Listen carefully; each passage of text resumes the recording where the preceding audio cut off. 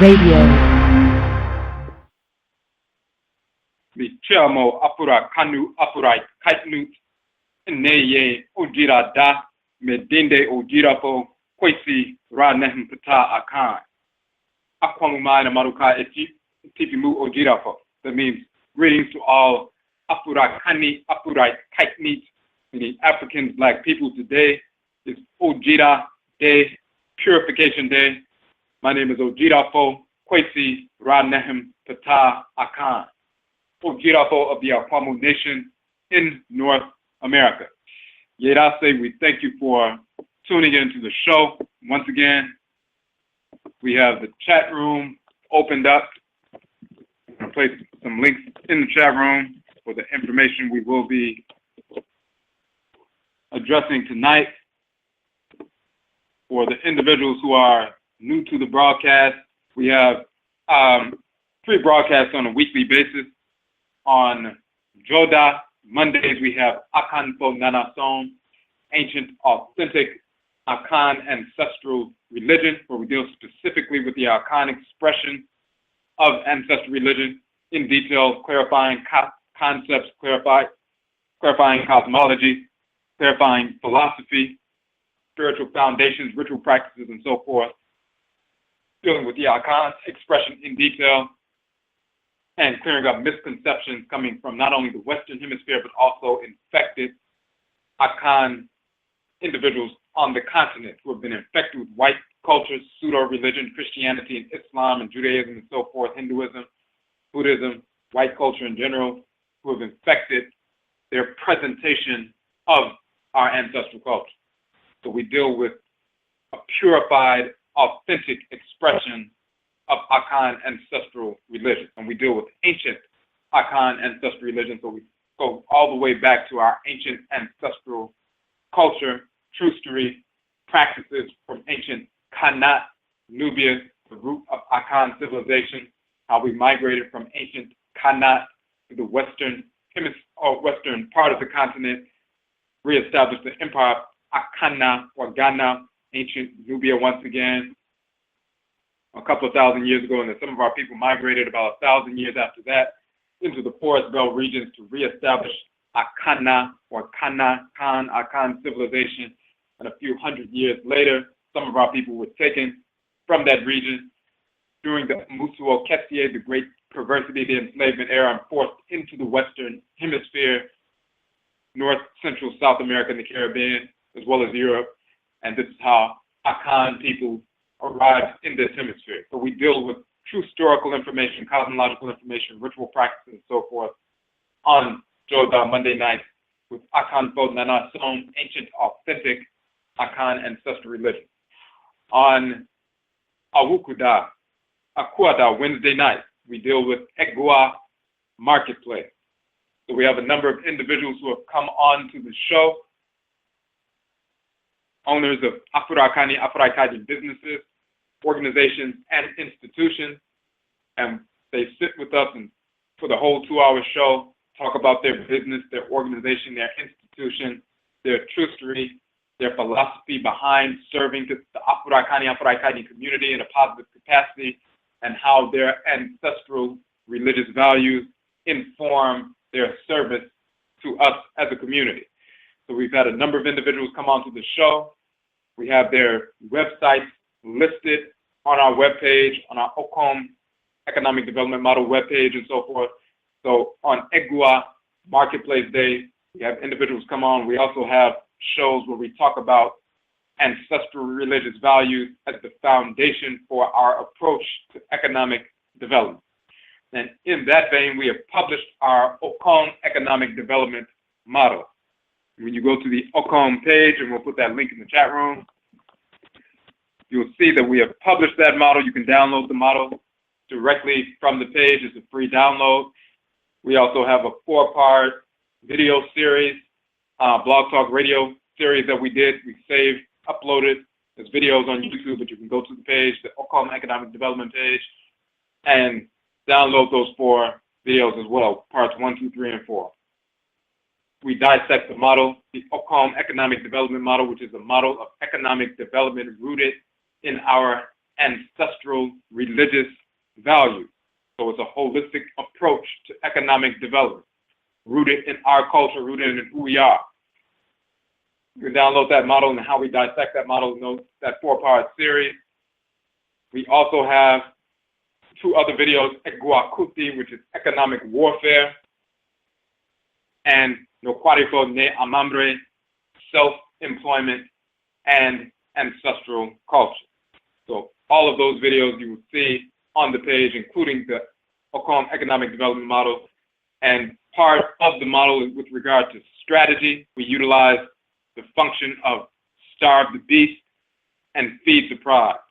So that means we make an assessment, and this is part of our economic development model, to make an assessment on a weekly basis as well as a daily basis to determine how we are spending our funds, distributing our income, make that assessment.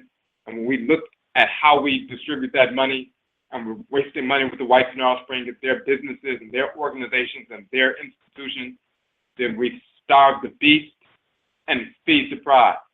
We take the funds from those white businesses that we would have wasted with those businesses, starve that white beast, and reallocate those funds to the business, organization, or institution of the week.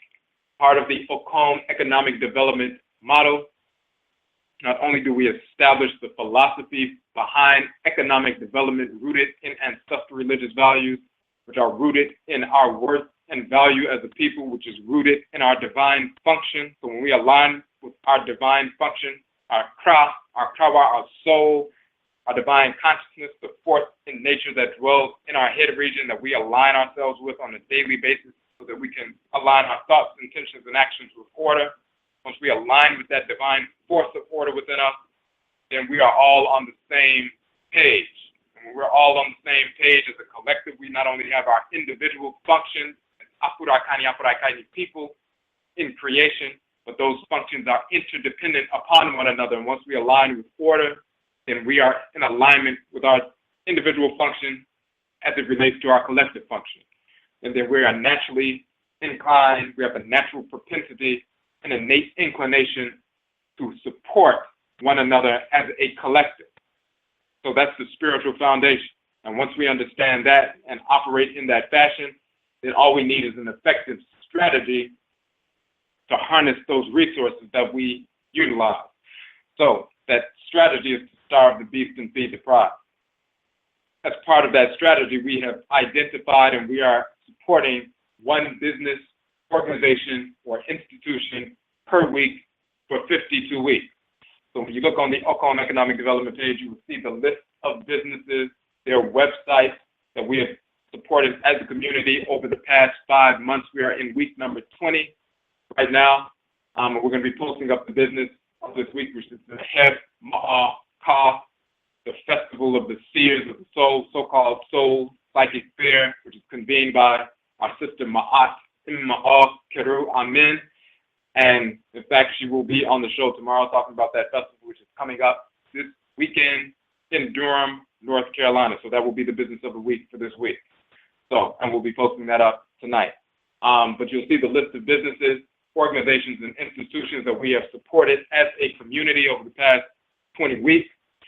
And that list is ever growing. You will also, so you'll see the list with their website, and you'll also see under that, the list, the name of the business owner, their website. You can go directly to their website, but then also you will see the link to their interview that they did with us on the Egua Marketplace show when they sat with us for 2 hours to deal with their philosophy, their business, their service to the community, and so forth.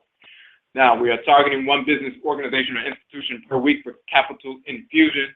So when we starve the beast and feed the pride, if you take the $10 you would have spent at Starbucks or the $5 you would have spent at Walmart or CVS or whatever, and you starve the beast and feed the pride, you reallocate that $15 you would have wasted with the whites and their offspring, our enemies, and give it to the black business organization or institution of the week, making a donation to the business, organization, or institution, or accessing their products and or services.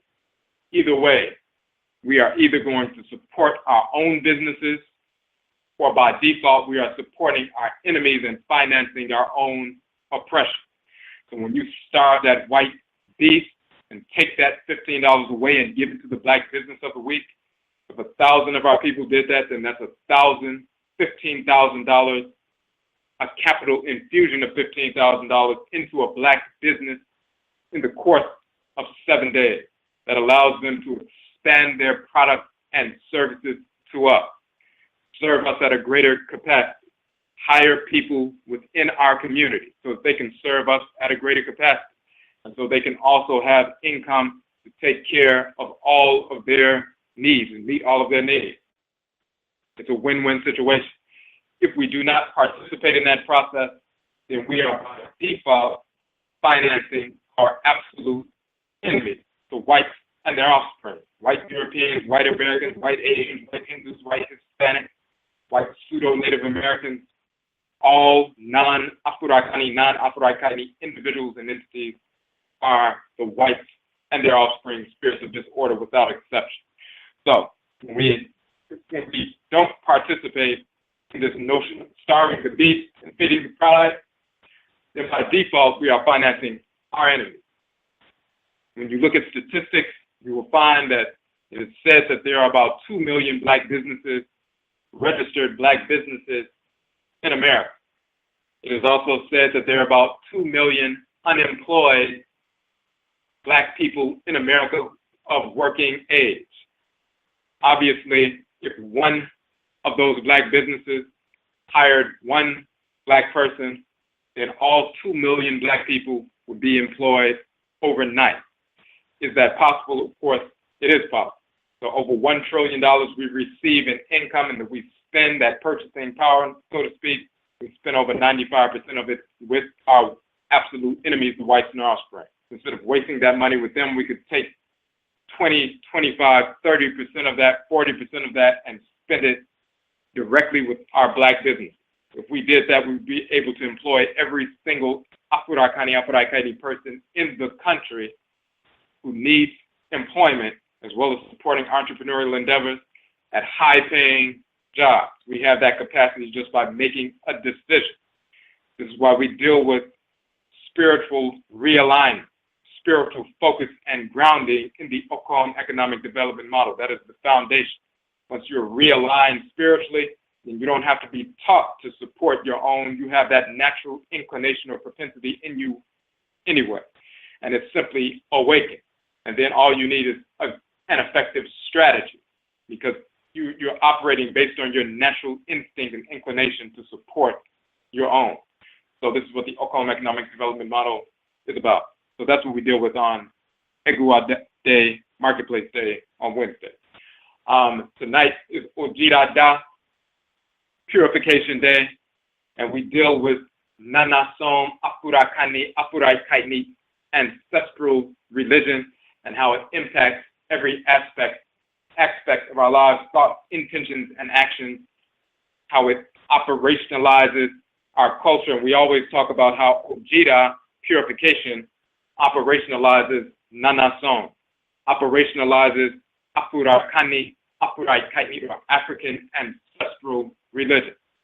Nana Som is our general term for Afurakanu, Afuraitkaitnut, or African ancestral religion in all of its expressions, whether it's Akan or Yoruba or Igbo or Bakongo, Vodun or Hoodoo and Juju, Voodoo in North America and so forth, wherever we are in the world. Nana Som is a catch-all term for Afurakanu, Afuraitkaitnut, or African ancestral religion. Of course, we have our book, Afuraikai, The Origin of the Term Africa, where we prove conclusively that the term comes directly from our ancient ancestral language prior to the existence of the whites and their offspring in the world. So, in essence, Nana Som, Afurakanu, Afuraitkaitnut ancestral religion is the ritual incorporation of divine law, the ritual restoration of divine balance. So that means through ritual, we incorporate those things, objects, deeds, and entities we need to incorporate in order to harmonize our thoughts, intentions, and actions with divine order. And through ritual, we reject those things, objects, deeds, and entities we need to reject, to repel, to hate, to repulse in order to restore balance to our thoughts, intentions, and actions, and therefore restore balance to Allah. So the expansive and contractive pose of ancestral religion of Nana Som is the ritual incorporation of divine law and the ritual restoration of divine balance. That is what ancestral religion is. It leads to order in every thought, intention, and action. We talk about how ODWIRA, purification, operationalizes Nana Som. Purification, ODWIRA, operationalizes our practice of ritually incorporating law and ritually restoring balance. We engage the purificatory processes so that we can align ourselves with divine order. So this is what we're dealing with. Tonight we're going to deal with Nana Abenaa Araminta, called Harriet Tubman, the Akan perspective. And we've done this with a few of our ancestors in the past, and we're going to continue to do this on a periodic basis to talk about our true historical information, our true story from a grounded perspective, the kind of information that the whites in our offspring, as well as black people who simply mimic what the whites in our offspring deal with. We go beyond that kind of pseudo-analysis. We're talking about the spiritual foundation, the shaping factors that undergird the motivations of people to operate in the fashion that they operate. And this is true of Nana Abenaa Araminta, called Harriet Tubman. So let's get into some of this information. We're going to post a few links in the chat room right now so you can see. We're going to post this link for the Obosom Abenaa. That's the first one. And then we have a second one of our articles as well. We'll post that link in the chat room as well. About Sekhmet, Obrabosom. All right. So we just posted those up. Okay. So as we said in the introduction for the show, the promotional event notification for the show, we want to talk about and examine the life and leadership of Nana Abenaa Araminta, quote-unquote Harriet Tubman, from an Akan perspective. Nana Abenaa Araminta has been shown genetically to have been of Akan ancestry. Some of her descendants had DNA tests performed. They found that they were of Akan ancestry, which simply comported with the oral tradition given by Nana Abenaa Araminta from her mother that they were of Akan ancestry. The DNA testing bore that out, and therefore you will find in Ghana, in a certain region, they have a sculpture set up for Nana Abenaa Araminta, Harriet Tubman, in the Asante region, because of that reality, because of that DNA testing that bore that information out. So, however, her life and leadership manifests the connection she had and has to the Obosom, the divinity Abenaa, who is also called Sakyima in Akan, Sakyima or Sekhmet in ancient Khanat, Nubia, and Kamit, so-called Egypt. Sakyima Sekhmet is a female Obosom of war, the enforceress, the divine enforceress of divine order, the divine lymphatic system within the great divine body of the Supreme Being, waging war against the enemy to massacre the enemy. Not holding hands with the enemy, but to massacre, to exterminate the enemy. That's divine order in place, the contractive pole of divine order. We deal with in our book, Madanetchi, divine law, love, and divine hate. Divine law or love, because law and love is the same word and same concept in our ancient languages. Divine law is the expansive pole of order. Divine hate is the contractive pole of order. Divine law, through expansion and expression, expresses divine order. Divine hate impresses divine order. The male and female force of divine law in creation is Ma'a and Ma'at. The male divinity Ma'a and the female divinity Ma'at. They're the male and female forces, expansive and contractive forces of divine law. The male and female force of divine hate is Heru Behudet, called Benna in Akan, and Sakyima Sekhmet, called Abenaa, the Akan tradition. So we deal with Benna and Abenaa, Heru Behudet, and Sakyima Sekhmet, Ogun and Iyami Abini, as they are called in the Yoruba tradition, and Ogu and Ananu, as they call them, Bodun, the expansive and contractive poles of divine hate. And hate in and of itself is the impressive pole of order, while divine law is the expressive pole of divine order. So we deal with that in detail in our book, Modernity, Divine Law, Love, and Divine Hate, which we're going to get into as well. So Sakyima Sekhmet Abenaa is dealing with that divine hate aspect.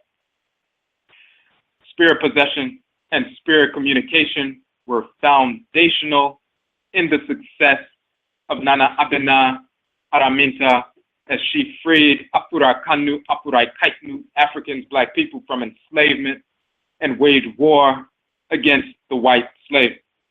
So that's key. So we're going to talk about her from this ancestral perspective of who she really is. Now, Nana, of course, is a title, and we're going to talk about these names that we use to identify our ancestry, utilizing these Akan names and titles, because of course that's our ancestry, number one. Number two, of course, we don't refer to our ancestresses and ancestors or ourselves when we are awakened by the names of our absolute enemies, the whites and their offspring. We don't continue to carry those perverse labels, those discordant sets of vibration. When you talk about vibration and sound, someone can sing and the sound vibrations can break a glass. What do those sound vibrations, different sound vibrations have? What kind of effect do they have on your organs, your tissues, your brain cells, the neurons, the synapses, and so forth? What effect do they have on your spirit? Sound vibrations deal with energy and the movement of energy. If you have discordant sound vibrations, it creates a discordance within your physical body and your spirit body. So this is the technology behind giving ancestral names is rooted in what is your divine function in creation. What are Obosom forces in nature that who you were assigned to pre-incarnation by the Supreme Being, who dwell with you and infuse your spirit body with their energy, and therefore you operate on that energy.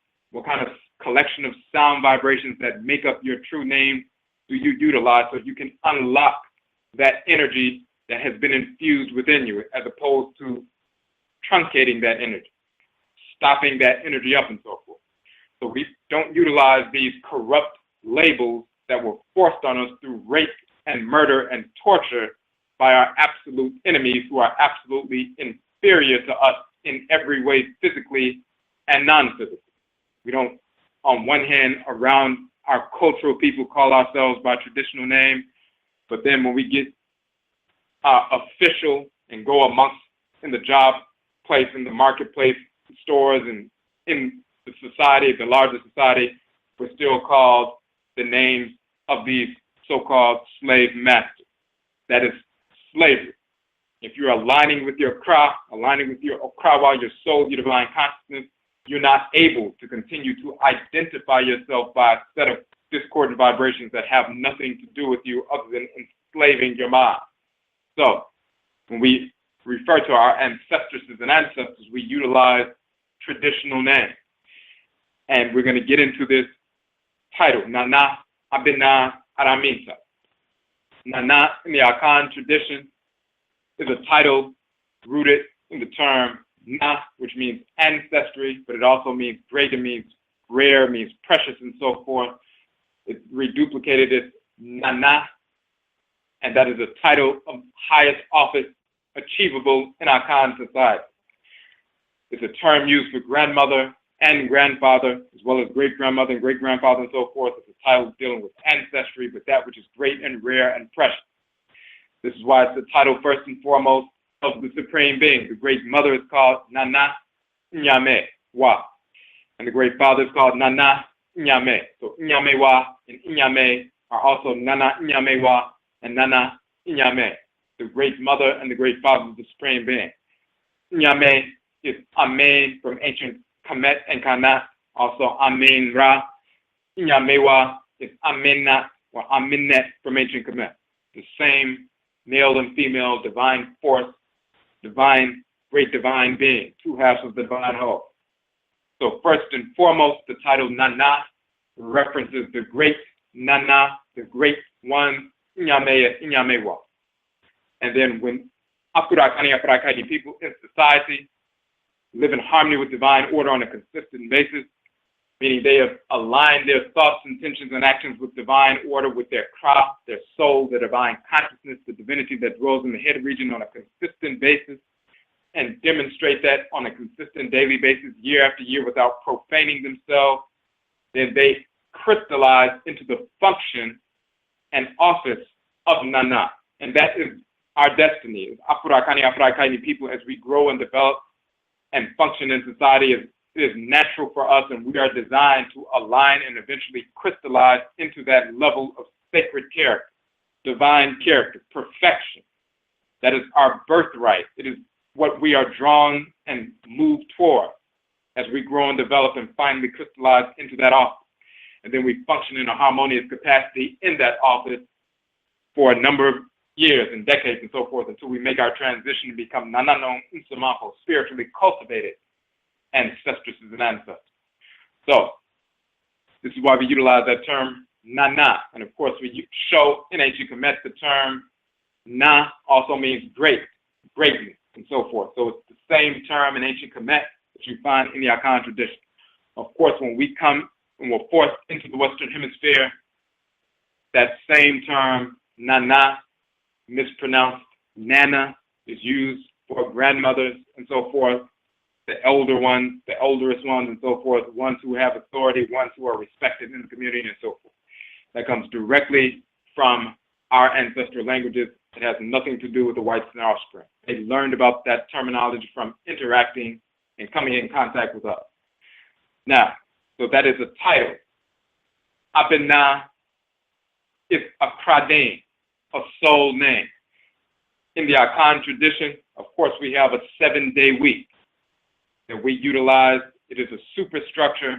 The 7-day week is based on the Obosom, the forces in nature, the divinity, gods and goddesses, spirit forces in nature, children of the great god and the great goddess, the supreme being. These forces in nature who animate the solar, lunar, and planetary bodies which govern the 7-day week. So each day of the week is governed by one of the solar, lunar, and planetary bodies. Because of their movement and position, they govern each day of the week. The earth itself is bathed by their energy at the first hour of sunrise, and that determines the nature of the energy of that 24-hour period. However, the spirit forces in nature, the Obosom, that animate these solar, lunar, and planetary bodies, give their energy and names to these solar, lunar, and planetary bodies, as well as those Akanfo who are born on these days.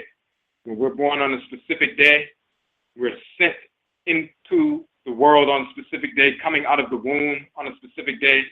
That is an indication of what divinity we were aligned with pre-incarnation.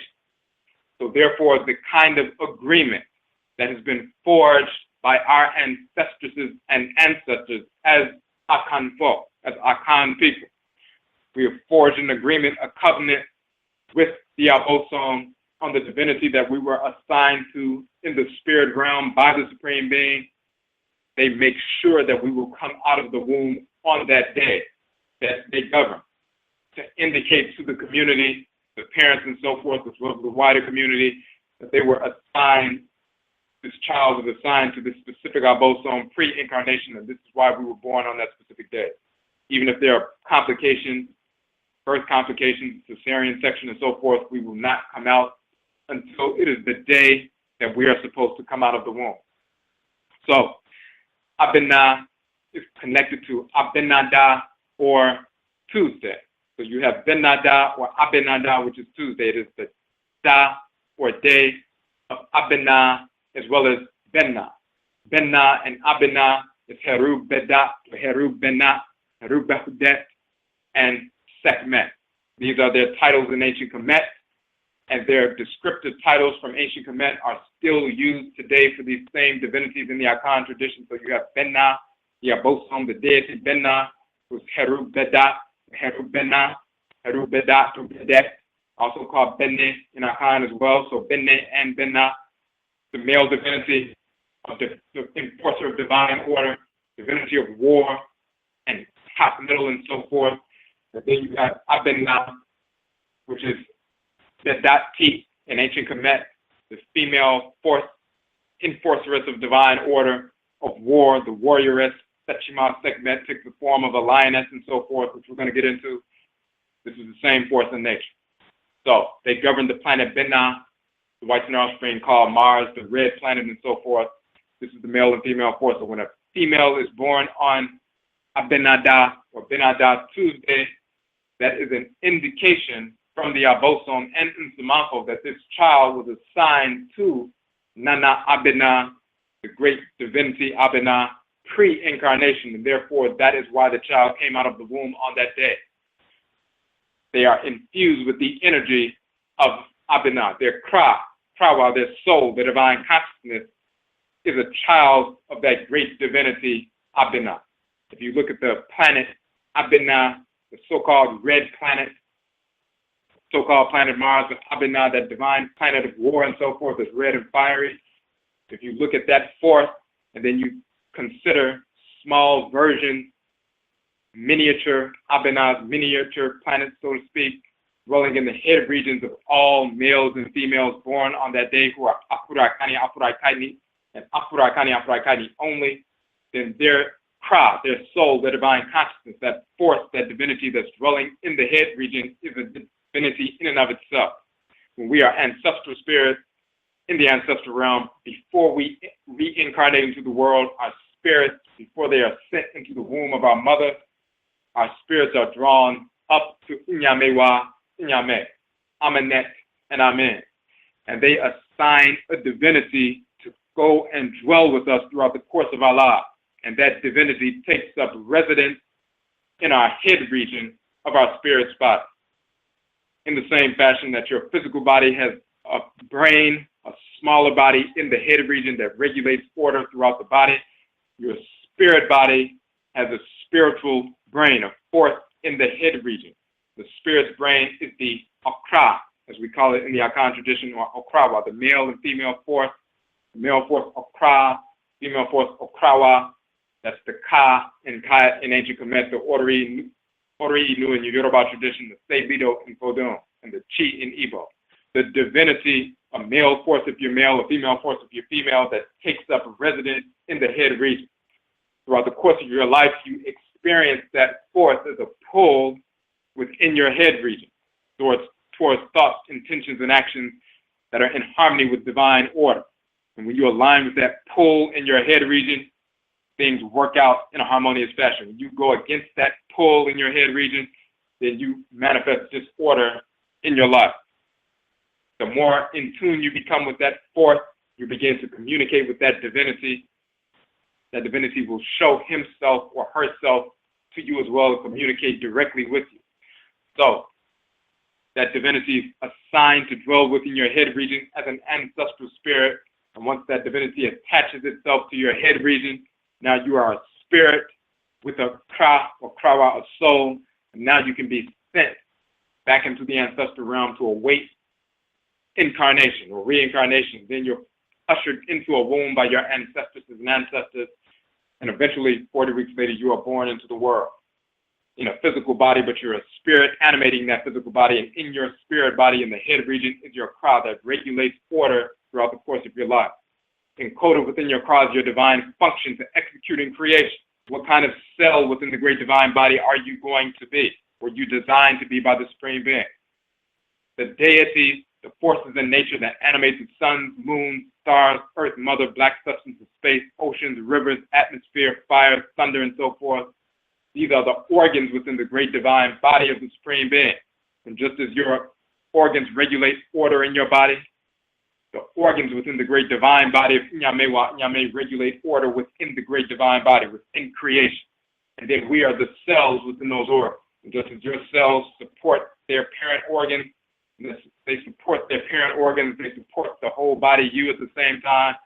We are cells within the great divine body of the Supreme Being, but we are cells of specific organs.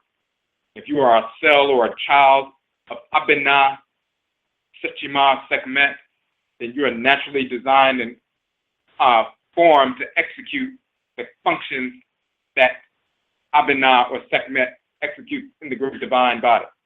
She governs the divine lymphatic system within the great divine body, a defensive structure within the divine body, so you are naturally a part of that defense structure within the great divine body.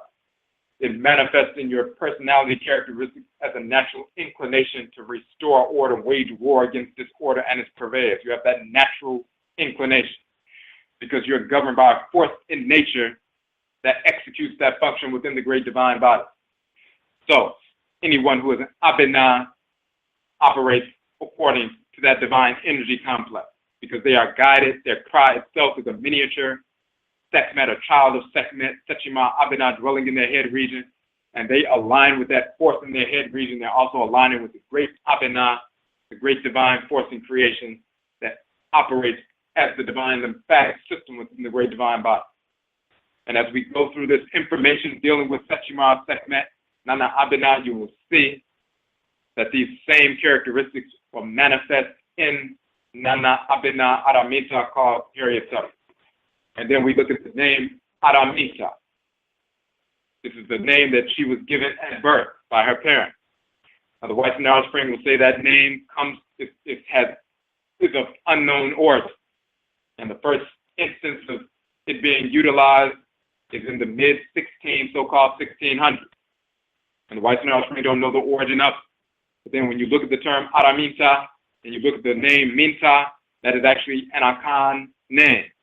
So what happens very often, and as a matter of fact, you have Abenaa, but then you have variations of these soul names, of these Akradim.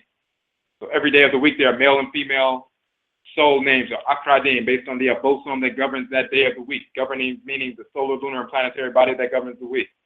So a male born on Sunday, or Akwesida, Awusida, is called Kwesi. A female is called Akoswia, or Etsi. On Mondays, you have Kwajo or Kojo, and then you have Ajua. On Tuesdays, you have Kwabena and Abenaa. On Wednesdays, you have Kweku and Akua. Thursdays, you have Yao and Ya and Abba, also Kwao. And then Friday, you have Kwasi or Kofi and Afur or Efur or Afi. And Saturdays, you have Kwame or Kwamena, as well as Ama, Amemeniwa, and so forth. So you have, and different variations of these names, as well as Mrani or praise names associated with these names. When we have these praise names associated with these names, for example, you have Kwabena, somebody born on Abenaada, a child of the Obosom, the male Obosom Bena, who is Heru Bena or Heru Bedet. And they're called Kwabena. But a praise name for Kwabena is Ebo. So sometimes you'll hear them called Ebo.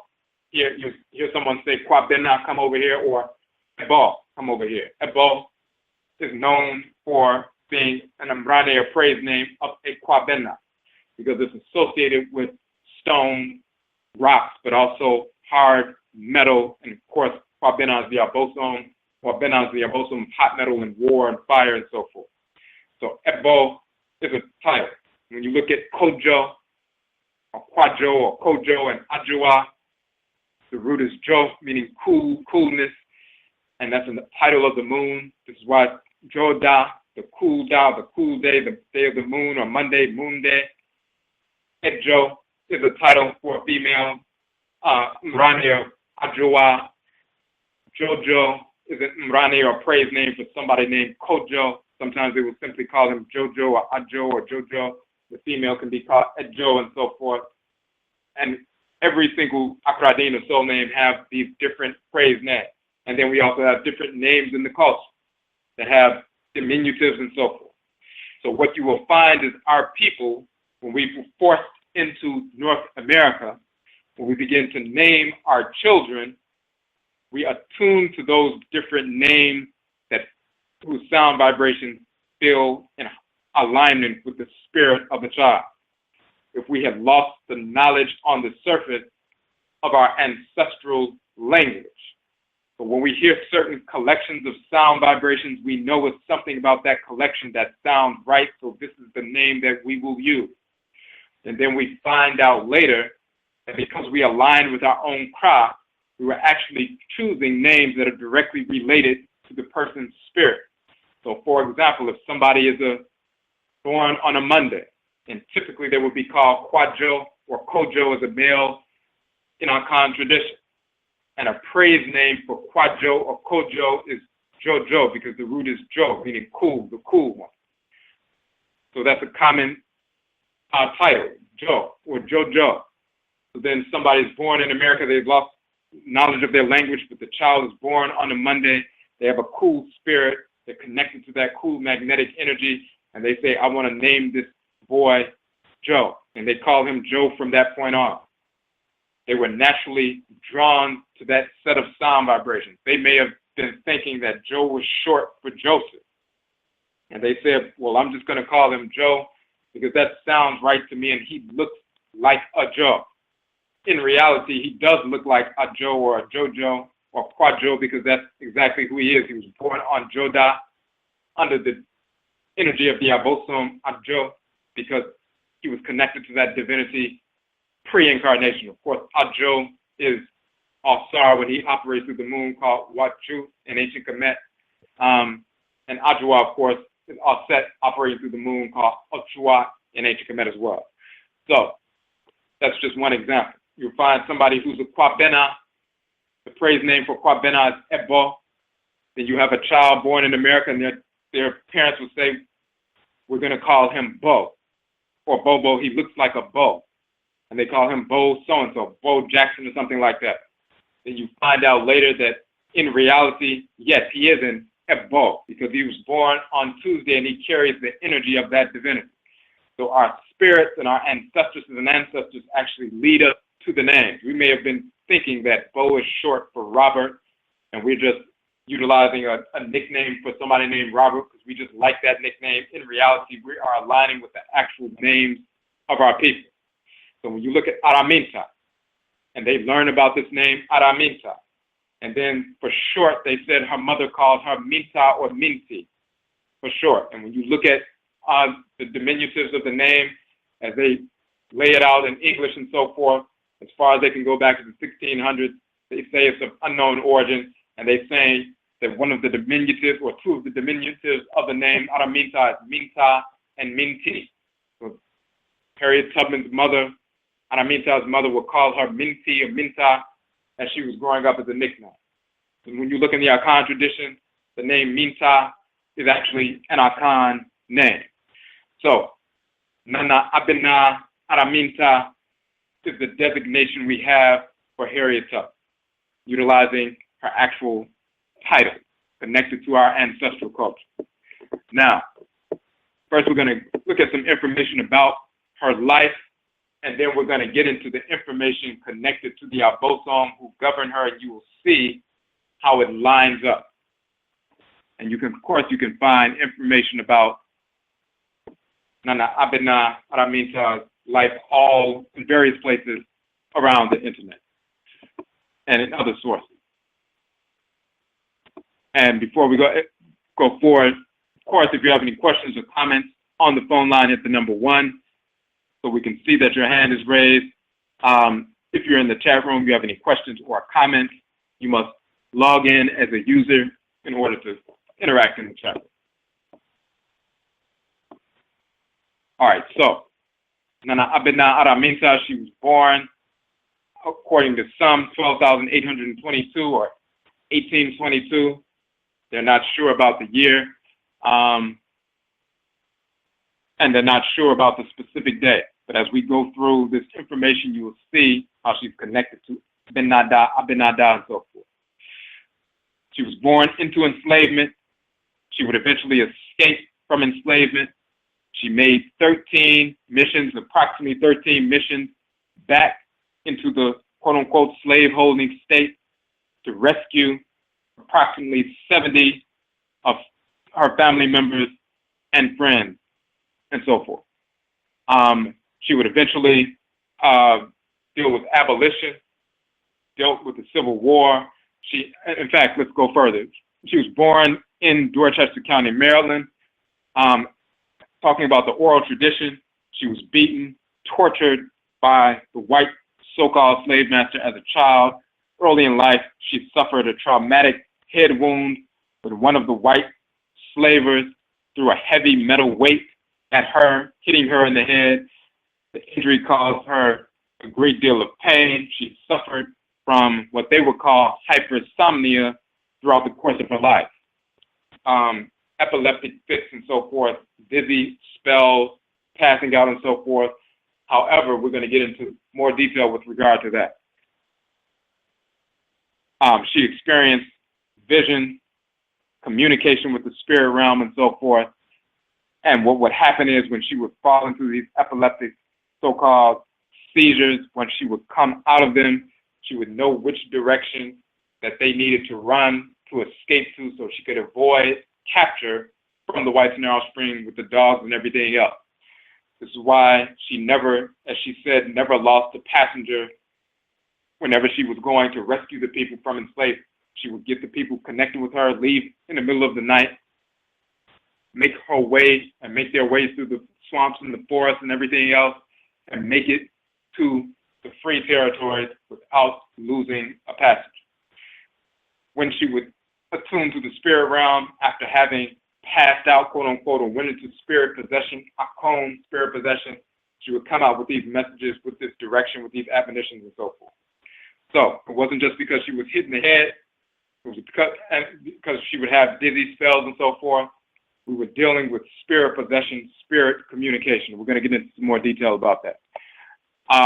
She eventually escaped into Philadelphia. When she escaped into Philadelphia in a free territory, so-called free territory, she immediately began to return to Maryland to rescue her family. Slowly, one group at a time, she brought relatives with her out of the state and eventually guided dozens of others who were enslaved to freedom, traveling by night and in extreme secrecy. Her actions made the so-called slave owners anxious and angry, and they posted rewards for her capture. When a far-reaching United States fugitive slave law was passed in 12,850 or so-called 1850, she helped guide enslaved Afurakanu, Afuraitkaitnut, freed them further north all the way into Canada. She helped the newly freed Afuraitkaitnut people find work and establish themselves as well. When the Civil War began, she worked on the side of the Union Army as a cook and a nurse because she felt like it was a way to help free some of her people from enslavement, and then as an armed scout and spy because she knew at some point she would be able to get her hands on some arms. What happened when she got her hands on some arms? She was the first woman to lead an armed expedition in the war. She guided the raid on the Combahee River, which liberated more than 700 enslaved Afuraitkaitnut people. Armed warrioress, freeing hundreds of our people. After the war, she retired to the family home in Auburn, New York, where she cared for her aging parents. She was active in the women's suffrage movement until later in life and so forth. Now, let's get into some of this information. And even before we get into this information about Abenaa, the divinity Abenaa, and we'll see how it's connected, let's look at some of the quotes from Nana Abenaa Araminta. One quote she said, "I freed 1,000 slaves. I could have freed 1,000 more if only they knew they were slaves." Because some of our people didn't even realize they were content, so to speak. They were so fearful of the white and their offspring that the idea of being free from the rule of the whites and their offspring, free from being enslaved and whipped and tortured on a daily basis, that idea was unimaginable. It was so unimaginable that it wasn't even part of their thought process. And in the same fashion today, from our people, it's unimaginable. The idea that we can live in a free, independent nation, self-ruling and governing, secure in our own sovereignty, and defending our own sovereignty militarily. That notion is unimaginable to some of our people because of the brainwashing that has taken place. She said, I freed 1,000 slaves. I could have freed 1,000 more if only they knew they were slaves. So she's speaking to us from the ancestral realm with that admonition as well, encouraging us to awaken the minds of our people so they can realize that we have been behind enemy lines, enslaved culturally, economically, and politically, and so forth. It is time to free ourselves permanently from that enslavement. She said, for no man should take me alive. I shall fight for my liberty, and when the time comes for me to go, the Supreme Being will let them kill me. She said also, I had reasoned this out in my mind. There was one of two things I had a right to, liberty or death. If I could not have one, I would have the other. So she was either going to live free or she was going to die, and she was going to die fighting for that liberation, but she was not going to live in enslavement any longer. Now, she said, I grew up like a neglected weed, ignorant of liberty, having no experience of it. And that points back to the fact when she spoke about thousands of our people didn't even realize they were enslaved. Something within her made her realize that there was more to life than living enslaved by the whites and their offspring. That was her kra, her soul, her divine consciousness, the krawa, and of course her nananum nsumanfo, the spiritually cultivated ancestresses and ancestors. Another quote from Nana Abenaa Araminta, she said, every great dream begins with a dreamer. Always remember, you have within you the strength, the patience, and the passion to reach for the stars to change the world. And when she was talking about reaching for the stars, she utilized the North Star to guide her. That was that GPS at the time to guide her when they were escaping to freedom. Looking at the side of the tree and the parts of the tree where the moss would grow on the trees, knowing that that direction was the direction towards freedom. Navigating her way through the swamp and forest in the darkness, in the middle of the night, with dogs chasing them from behind and the white slavers chasing them from behind, using the stars to guide them to freedom. So when she said, reach for the stars, she was really talking about reaching for the stars, utilizing them as a navigation system, aligning with these aku and aku. The stars connected to our ancestresses and ancestors in the sense that they are illuminated forces shining in the dark. And our ancestresses and ancestors, their spirit bodies are illuminate in that sense. Aura is strong and vibrant, and they are illuminate in the dark. So she was aligning with our ancestresses and ancestors, just like she was aligning with the star constellations to guide the people to freedom. So when she talked about every great dream begins with a dreamer, she's utilizing English, and she's talking about spirit communication, communicating with those ancestresses and ancestors who would guide her towards proper thoughts, intentions, actions, direction, behavior, and so forth. And also reaffirming our resilience. Always remember you have within you the strength, the patience, and the passion to reach for the stars and change the world, and she transformed reality. Not only freeing people, but waging war against the whites and their offspring, an armed expedition freeing over 700 Afuraitkaitnut people, waging war against the enemy. So those are some of those quotes.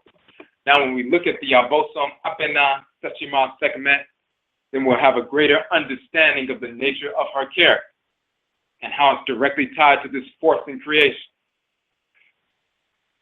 And again, this is why we're talking about Harriet Tubman or Nana Abenaa Araminta from an Akan perspective. Abenaa, and this is from our article on the Obosom. We have a page, Obosom, where we have articles on each one of the 11 of these divinities, these deities. And we also have a video, in fact, two videos, one set of videos from Ustream where we deal with each one of these articles, and then another set of videos from our Blog Talk Radio broadcast where we did a 12-part series on each one of these deities that govern the 7 days. So this article is from that series. Abenaa is the Obosom of the Ochin, the planet Abenaa, so-called Mars. Her Da or day is Abenaada Tuesday. She is the Obosom of war, epidemics, healing, and menstruation. She spills blood through warfare. She also spills blood through the contracted force of menstruation, which deals with actually bringing ancestors into the world on a regular basis as well, which we will get into. So, Abenaa is the enforceress of divine order, which we call Nyamewa Nyame Nshese, divine order. She is the principal agentess of the divine hate of Nyamewa Nyame, the supreme being. Abenaa operates as the divine lymphatic system, the law enforcement structure within Obadiah, within creation. Therefore, within the divine body of the supreme being, Nyamewa and Nyame, and thus the lymphatic system within the Afuraitkaitnut body, the African or black body. So our lymphatic system is a shrine for the Obosom, Sakyima, Sekhmet, Abenaa. It is a center of resonance, a magnifying device for her energy within our physical body. In this article, then we show an image of the planet Abenaa, the Obosom Abenaa in Akan. It's called Iyami, Abeni in the Yoruba tradition, also Idan, in Yohwe Ananu, in Ebe and Fon, in Vodun, and of course Sakyima, Sekhemet, in ancient Khanit, Nubian ancient Kamit. One of the variations of the Kradin, or the soul name Abenaa, is Abenaa Ba. Ba or Wa or A is a feminine suffix in the Akan language. So Abenaa is Abenaa with 2 A's, or Abenaa Ba, or sometimes Abenaa Wa.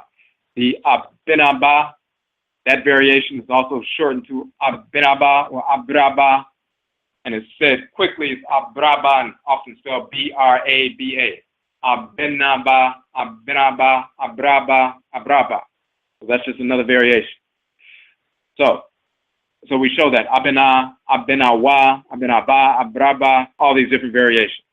The reason why we show that variation of Abraba, which is a contraction of Abenaba, it's important for the root Bra or B-R-A is also B-E-N-A, Benna, Bena, Bra, Bra, Bara is also the root of the term Obra, which means the menses or menstruation in trade.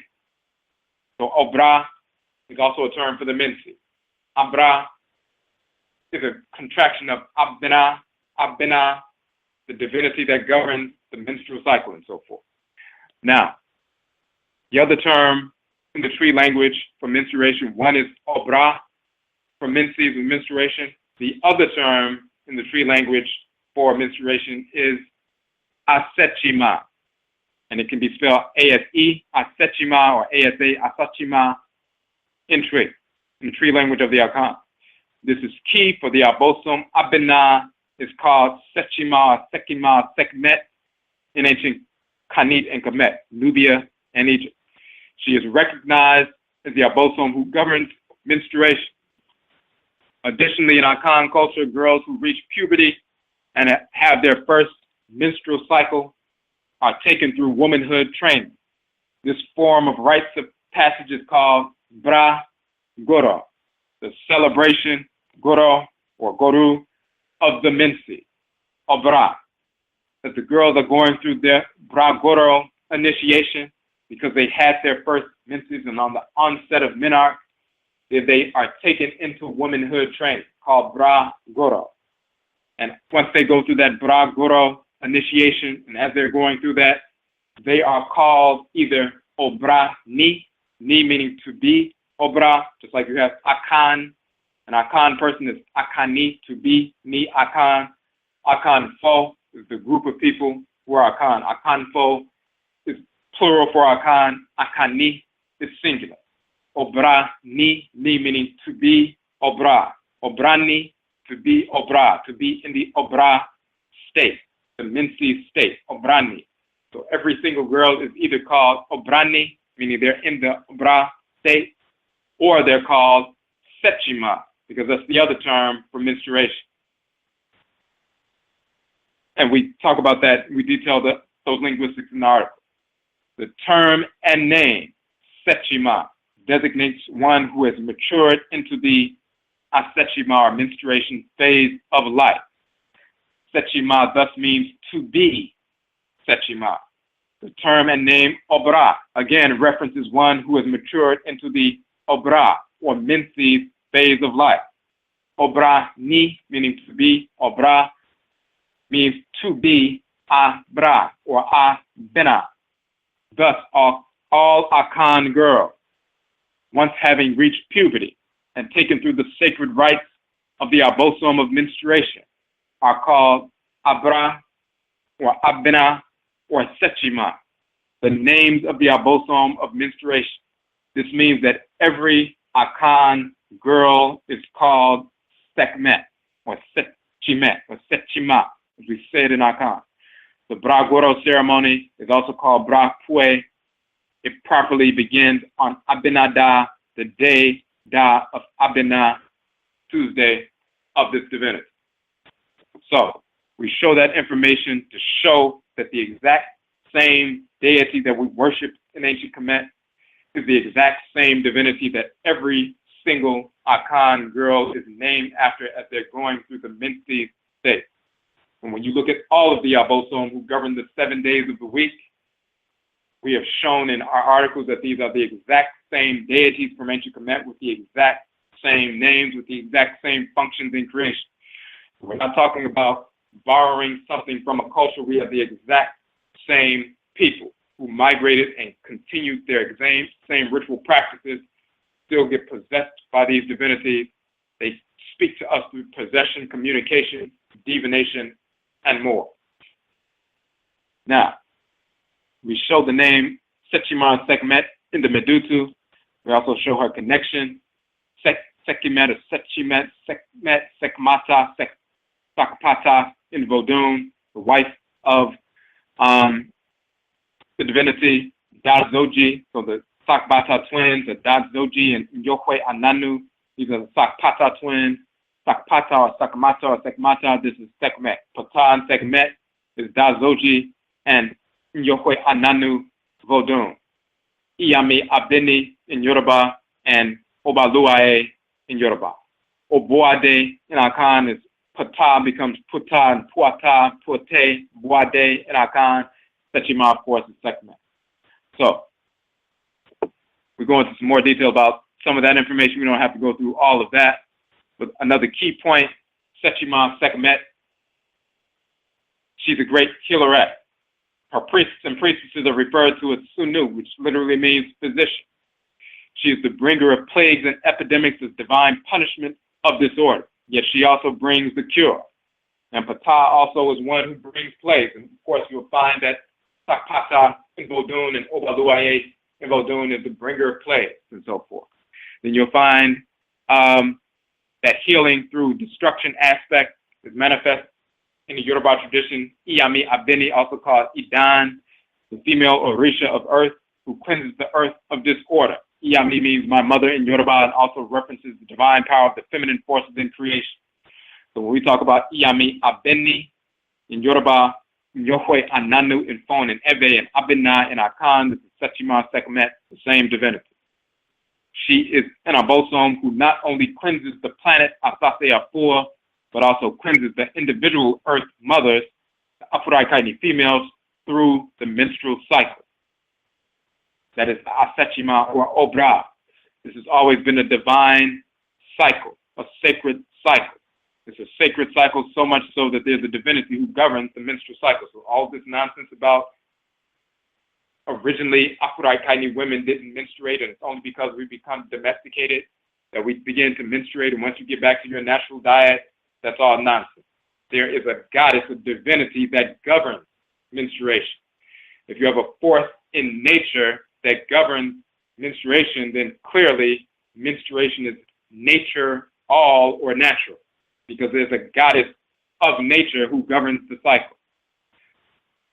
So we go into some more detail about that, But not only does she spill blood in warfare, but she also spills blood on the monthly basis with regard to menstruation, bringing that ovum out of the womb. However, that ovum is connected to ancestresses and ancestors.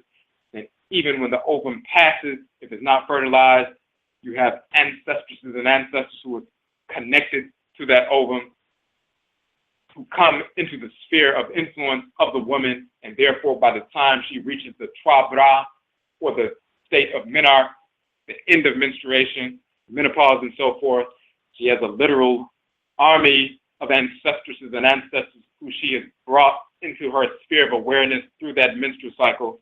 This is why post-menopausal women are often called Obayifo in our Akan culture, quote-unquote, witches, or the Iyami, my mothers, in the Yoruba tradition, or the also called Ajay, and, Nessie and Vodun, talking about the women of the night and so forth. They are feared because of the kind of power that they wield, that higher psychic power that they wield and can affect people in a positive or negative fashion.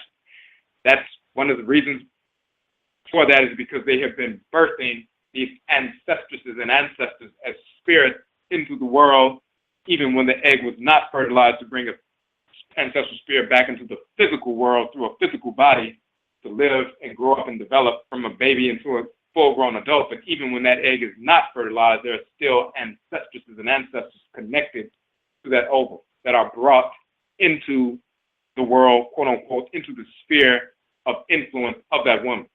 And she has influence over those spirits, and therefore she can direct them when she has that kind of focus.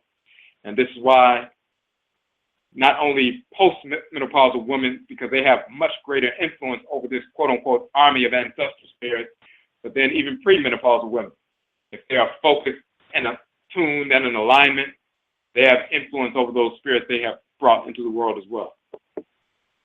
And they can wreak havoc when directed.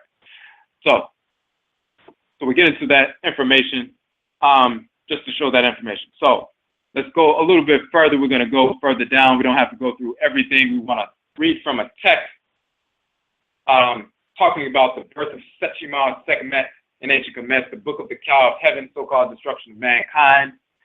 And you'll find that in the tomb of Seti, talking about Ra, the creator, directs the Obosom, Sakyima, Sekhemet, to destroy, kill the individuals who are creating disorder in the world. So first, Ra recognizes the men and women that he created. There's a small percentage who are creating disorder in the world. So first he goes to his elders and elders, the creator of the world, goes to his father Nu and the other elders and eldresses, and he seeks out their counsel. So the creator of the universe seeks out the counsel of his elders and eldresses. And of course, Amen and Amenet are the supreme being. Ra and Ra'et are the creator and creatress, and they are the grandchildren of the supreme being. So there's a difference between the supreme being and the creator and creatress, and we dealt with that in detail in different broadcasts and publications. So Ra goes to his father Nu, as well as the other elders and eldresses, to seek out their counsel before he decides to go and destroy these criminal men and women. And this particular excerpt we pick up on in that section. It says, then Ra spoke to his father Nu, saying, O you firstborn God, from whom I came into being. O you goddesses and gods of ancient time, my ancestresses and ancestors, take heed to what men and women are doing.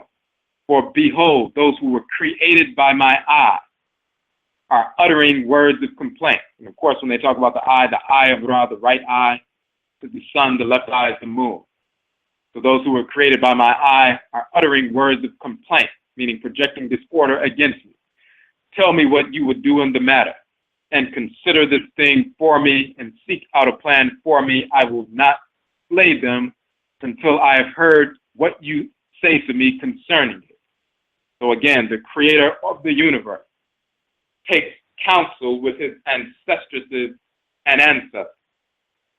Of course, if the creator of the universe engages that process, it is natural for us, before we make major decisions, to consult with our ancestresses and ancestors who mastered life and navigated life in a harmonious fashion. and can show us the best way to navigate these situations based on our blood circle and the energy complexes that make up our blood circle. So then the majesty of Nu to his son Ra spoke, saying, and Nu, his father, says to his son Ra, you firstborn God you are the God who is greater than he who made you. You are the sovereign of those who were created with you. Your throne is set, and the fear of you is great. Let your Arit, your eye, go against those who have uttered blasphemies against you. And the majesty of Ra said, behold, they have taken themselves to flight into the mountain land, for their hearts are afraid because of the words which they have uttered. Then the goddesses and gods spoke in the presence of his majesty, saying, let your eye, your Ari, go forth, and let it destroy for you those who revile you with words of evil, for there is no eye whatsoever that can go before it and resist you and it when it journeys in the form of Heru.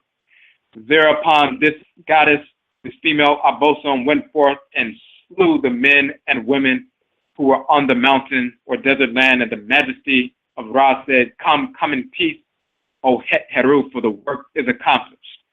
Then this goddess said, you have made me to live. For when I gained mastery over the disordered men and women, it was sweet to my heart. And the majesty of Ra said, I myself will be the master over them as their sovereign, and I will destroy them. And it came to pass that Sakyima, Sekhmet of the offerings waded about in the night season in their blood, beginning at Hinensu. And we give this final section, and the majesty of Ra said, I live, but my heart has become exceedingly weary with the existence of these disordered men and women. I have slain some of them, but there is a remnant of worthless ones, for the destruction which I wrought amongst them was not as great as my power. And then there's some more information there. But the key here is Sekhmet is born from the eye of Ra, that fiery force born out of the sun, the fiery energy of destruction, born into the world for a purpose. What is that purpose? To kill the enemies of Ra and Ra'et and of divine order. Not just in principle, but slaying, slaughtering, massacring the enemy, the disordered males and females, living males and females, waging war and killing. That is a divine response to disorder and its purveyor. Not to hold hands and sing and forgive them, but to kill them, to massacre them, to slaughter them, to destroy them, to exterminate them. That is our culture. That's natural. It's sacred. It's innate. It's inborn. So she operates in that fashion. The lymphatic system, the cells, of course, are destroying the cancerous cells within the body in harmony with the immune system. They're working together. The immune system, lymphatic system, Nana Abenaa Araminta and Sakyima, Sekhmet. In the great divine body of the Supreme Being, they operate in the same fashion. Those who are children or cells of those systems of these divinities, you have a natural inclination to wage war against the enemy, wage war against disorder and its purveyor, and seek to eradicate its purveyor. This is what we're dealing with. So there, she's waiting in the blood of the enemy, and she said it was sweet to her heart. She's going down into where the enemy is to attack, to massacre.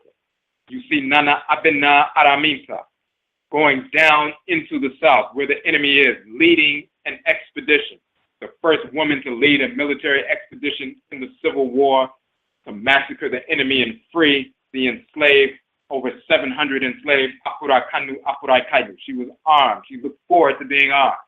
Even when she would go down deep in the night, go down into the south, she's armed with a pistol or a shotgun to help him free the people, release them from this bondage, and leading them through the swamps and forests, over rivers and everything else in the middle of the night, just like a lioness in the hunt and so forth, in the middle of the night, going through these different areas to get our people to freedom. And if the whites and their offspring were to come and attack, she's ready to kill on behalf of the people. She said she was going to either cheat, she had a right to either liberty or death, and she was going to either have one or the other, but she was not going to be enslaved. That is the energy of Abenaa. That is the energy of Sakyima, Sekhmet, operating through our ancestors. She's carrying that power. Now, we're going to go further a little bit into this document. We have the Obosom, Sakyima menstruation, Sekhmet wading through the blood. Sekhmet spills blood through menstruation and also spills blood for the preservation of divine order. Sekhmet's red attire references blood, the blood of the Obrabosom, or menstruation, but it also references her role as the enforceress of divine order. As a functionary of the divine lymphatic system within the great divine body of Nyame, Sekhmet wades in the blood, attacking the enemy.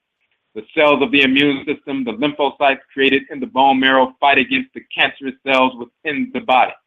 They wade in the blood of the circulatory system as they wage war.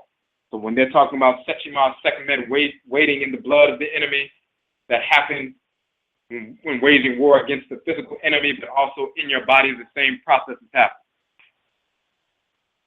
She's wading in the blood in the circulatory system as they wage war. The fire within the bone marrow is the fire of Sekhmet. The red and white blood cells, the erythrocytes and lymphocytes manufactured in the bone marrow find their expression in the red and white dress of Sekhmet. Bone marrow stem cells can also give rise to endometrial cells in the uterus. It is the endometrial lining that is shed in the process of menstruation. That is the connection between the bone marrow cells, stem cells, the fire within the bones. Sakyima, Sekhmet is that fire within the bones, and also connected to the endometrial cells lining the uterus and so forth. And as we said earlier, the divine immune system and divine lymphatic system are two aspects of the same reality. The Obosom who function through this reality are Benna and Abenaa, the expansive and contracted poles of Nyamewa Nyame Chi, the divine hate of the Supreme Being.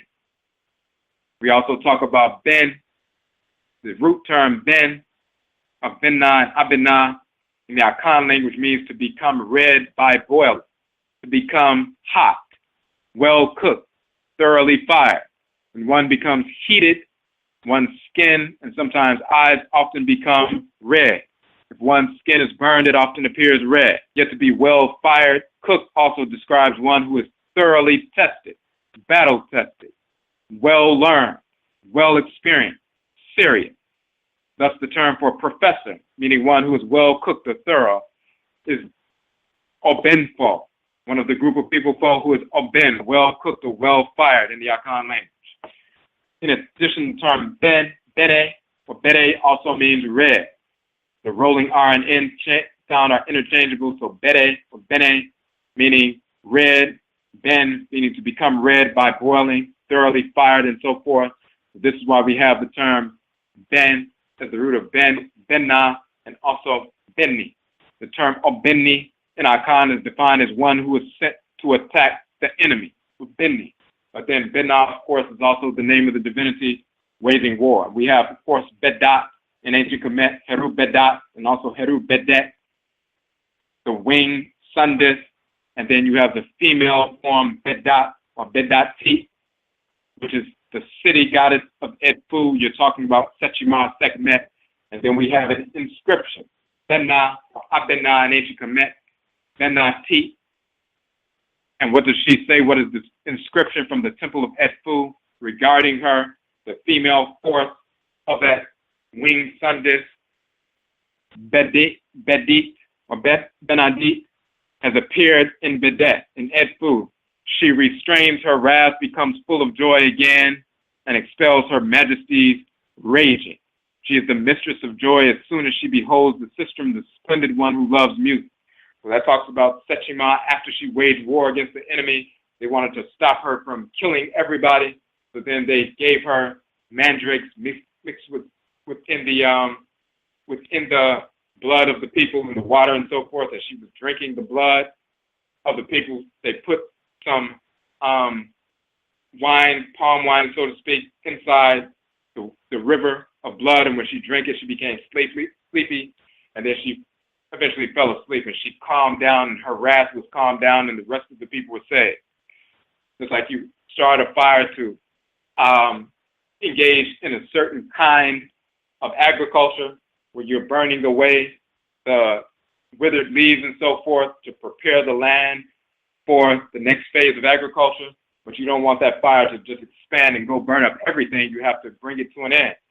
The same thing is true with regard to Sakyima. When she was released, that solar fire, the energy in that solar fire, she began to destroy and consume the enemy.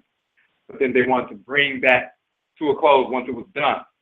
And then in the story, they talk about making her fall asleep by mixing the blood that was in the river water with the mandrakes and so forth. And then she fell asleep because of that intoxicating drink. And then she became known as Sekhmet or Sakyima Het Heru, which is a title. Het Heru and Sekhmet are two different divinities.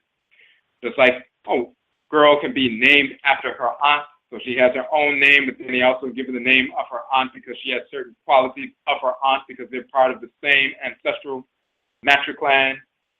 And she takes on that name because she has some of those characteristics of that clan. But she is her own individual entity, and her aunt is her own individual entity. Sakyima Sekhmet is her own individual entity, own divinity, called Abenaa and Akan. She is different from Het Heru, called Afi and Akan.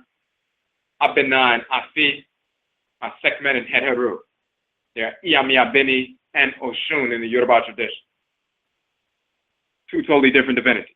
But she'll have the title Sakyima Sekhmet Het Heru because of the kind of energy complex that she can manifest once she calms the fire down after. So this is why they talk about the mistress of joy. She has completed her slaughter, just as in the book of the Cow of Heaven. So all of that information you will find in the article with some more detailed information with regards to the marrow and the bones and the connection between that and the term from Boja talking about the fire within the bones and so forth, dealing with the fire within the marrow, as well as the inner core of earth, the fire at the core of earth, because you will find Ptah and Sakyima, Ptah and Sekhmet, the fire within the core of earth.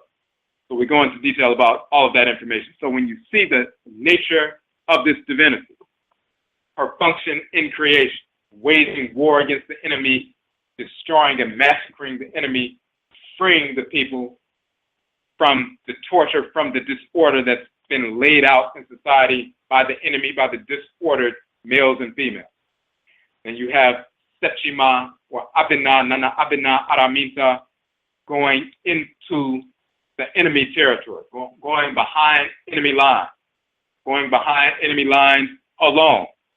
Just her leaving Philadelphia, going back into the South in the middle of the night to free her people and marching through and, going through forests and swamps and rivers and everything else to get her people free. She was either going to have liberty or death, but she was going to have nothing in between. She was uncompromised. And then going back to wage war on a larger capacity with leading an expedition armed to attack the enemy and free hundreds of our people. This is what we are dealing with. This is the kind of resiliency that's born within our people. This is not something abstract. It's within our blood. Okay, so we see some comments in the chat room. We will go through some of these comments. If you have a question or a comment on the phone line, just hit the number 1 so that we can see that your hand is raised. And we're going to scroll through some of this information to make sure we didn't miss any of the questions or comments. So just give us a second to do that. One question is it then proper and in alignment with divine order to invoke Sakyima Sekhmet for healing? Absolutely, because she is a great divine healeress. And this is one of the reasons why, in particular, her priests and priestesses also held the title Sunut, which is a title just in general for physicians. So just like we say physician in English, they would say Sunut in ancient Kemet, meaning physician. But her priests and priestesses also were Sunu or physicians because they were great healers and healeresses. So definitely it is part of the process of healing in many regards to invoke the Obosom, Sakyima, Sekhmet, Abenaada. And that is borne out in many ways through Adebisa, divination, and so forth, and many people have benefited from the direction they received from her. All right. Another question in the chat room. Dealing with hoodoo people, root workers, are you dealing with someone who is corrupt if they say they can root a husband for cheating or anyone else that does you harm? Okay, so it depends on what these individuals are talking about. Now, if somebody's attacking you, no different than physically. Somebody wages war and comes and tries to attack you, beat you up, or rob you or something like that, and somebody else comes along who's physically stronger than them and beats the person off you and beats the person down or kills the person because this is a criminal that's trying to attack you. There's absolutely nothing wrong with that. If they didn't want to die, they shouldn't have attacked, so they deserve to die. So that's divine order. Killing somebody in self-defense, of course, is divine order, and in other cases as well. In the same fashion, beyond just physical, strength of protecting someone, people can protect individuals ritually through spirit work. When you're talking about roots, utilizing spiritual properties, utilizing the energy of the Obosom as well as Nana Abenaa Araminta ancestresses and ancestors, connected with plant life, mineral life, and so forth, to attack and destroy our enemies. There's absolutely nothing wrong with that. And sometimes people simply say, in English, they put a root on somebody.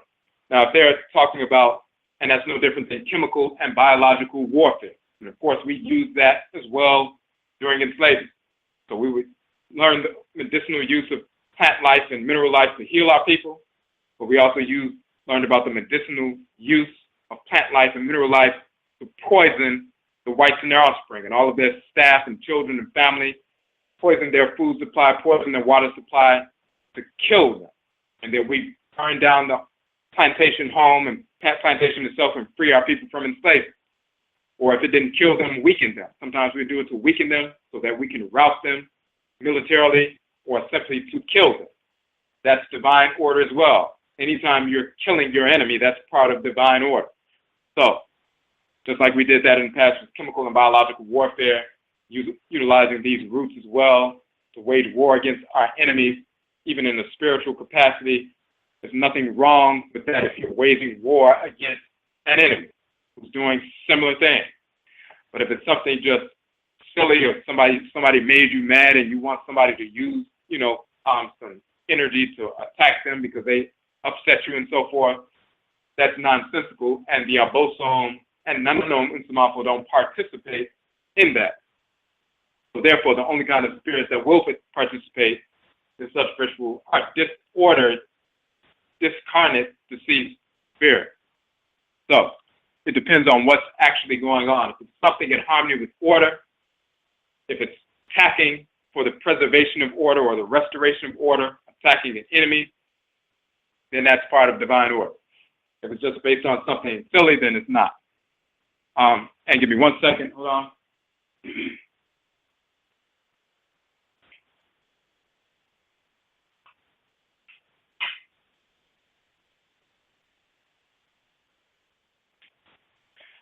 Okay. We just want to let me know if that answers the question. I'm going to scroll back up.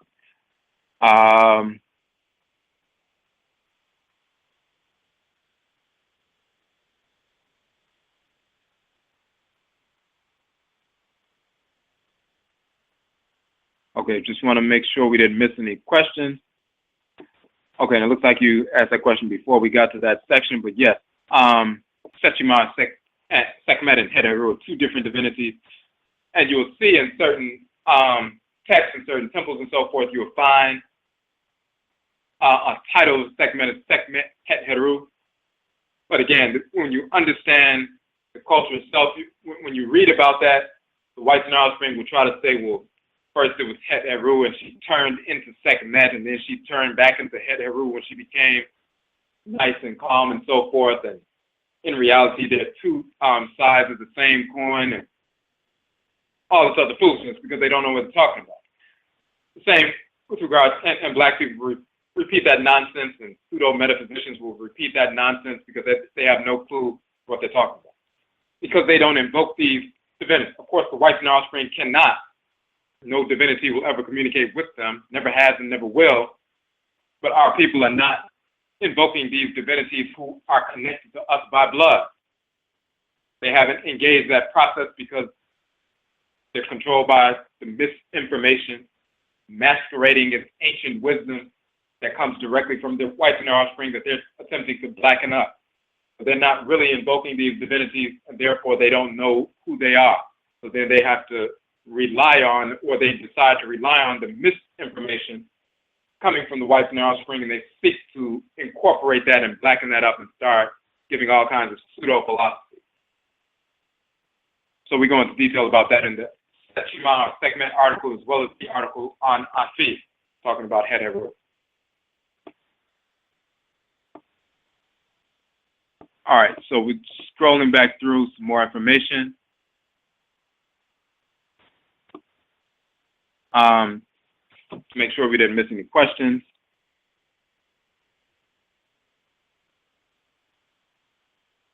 All right, and it says, it would seem to me Harriet Tubman, Nana Abenaa Araminta, was possessed by Sakyima Sekhmet in order to do what she did, which seems impossible without spiritual guidance.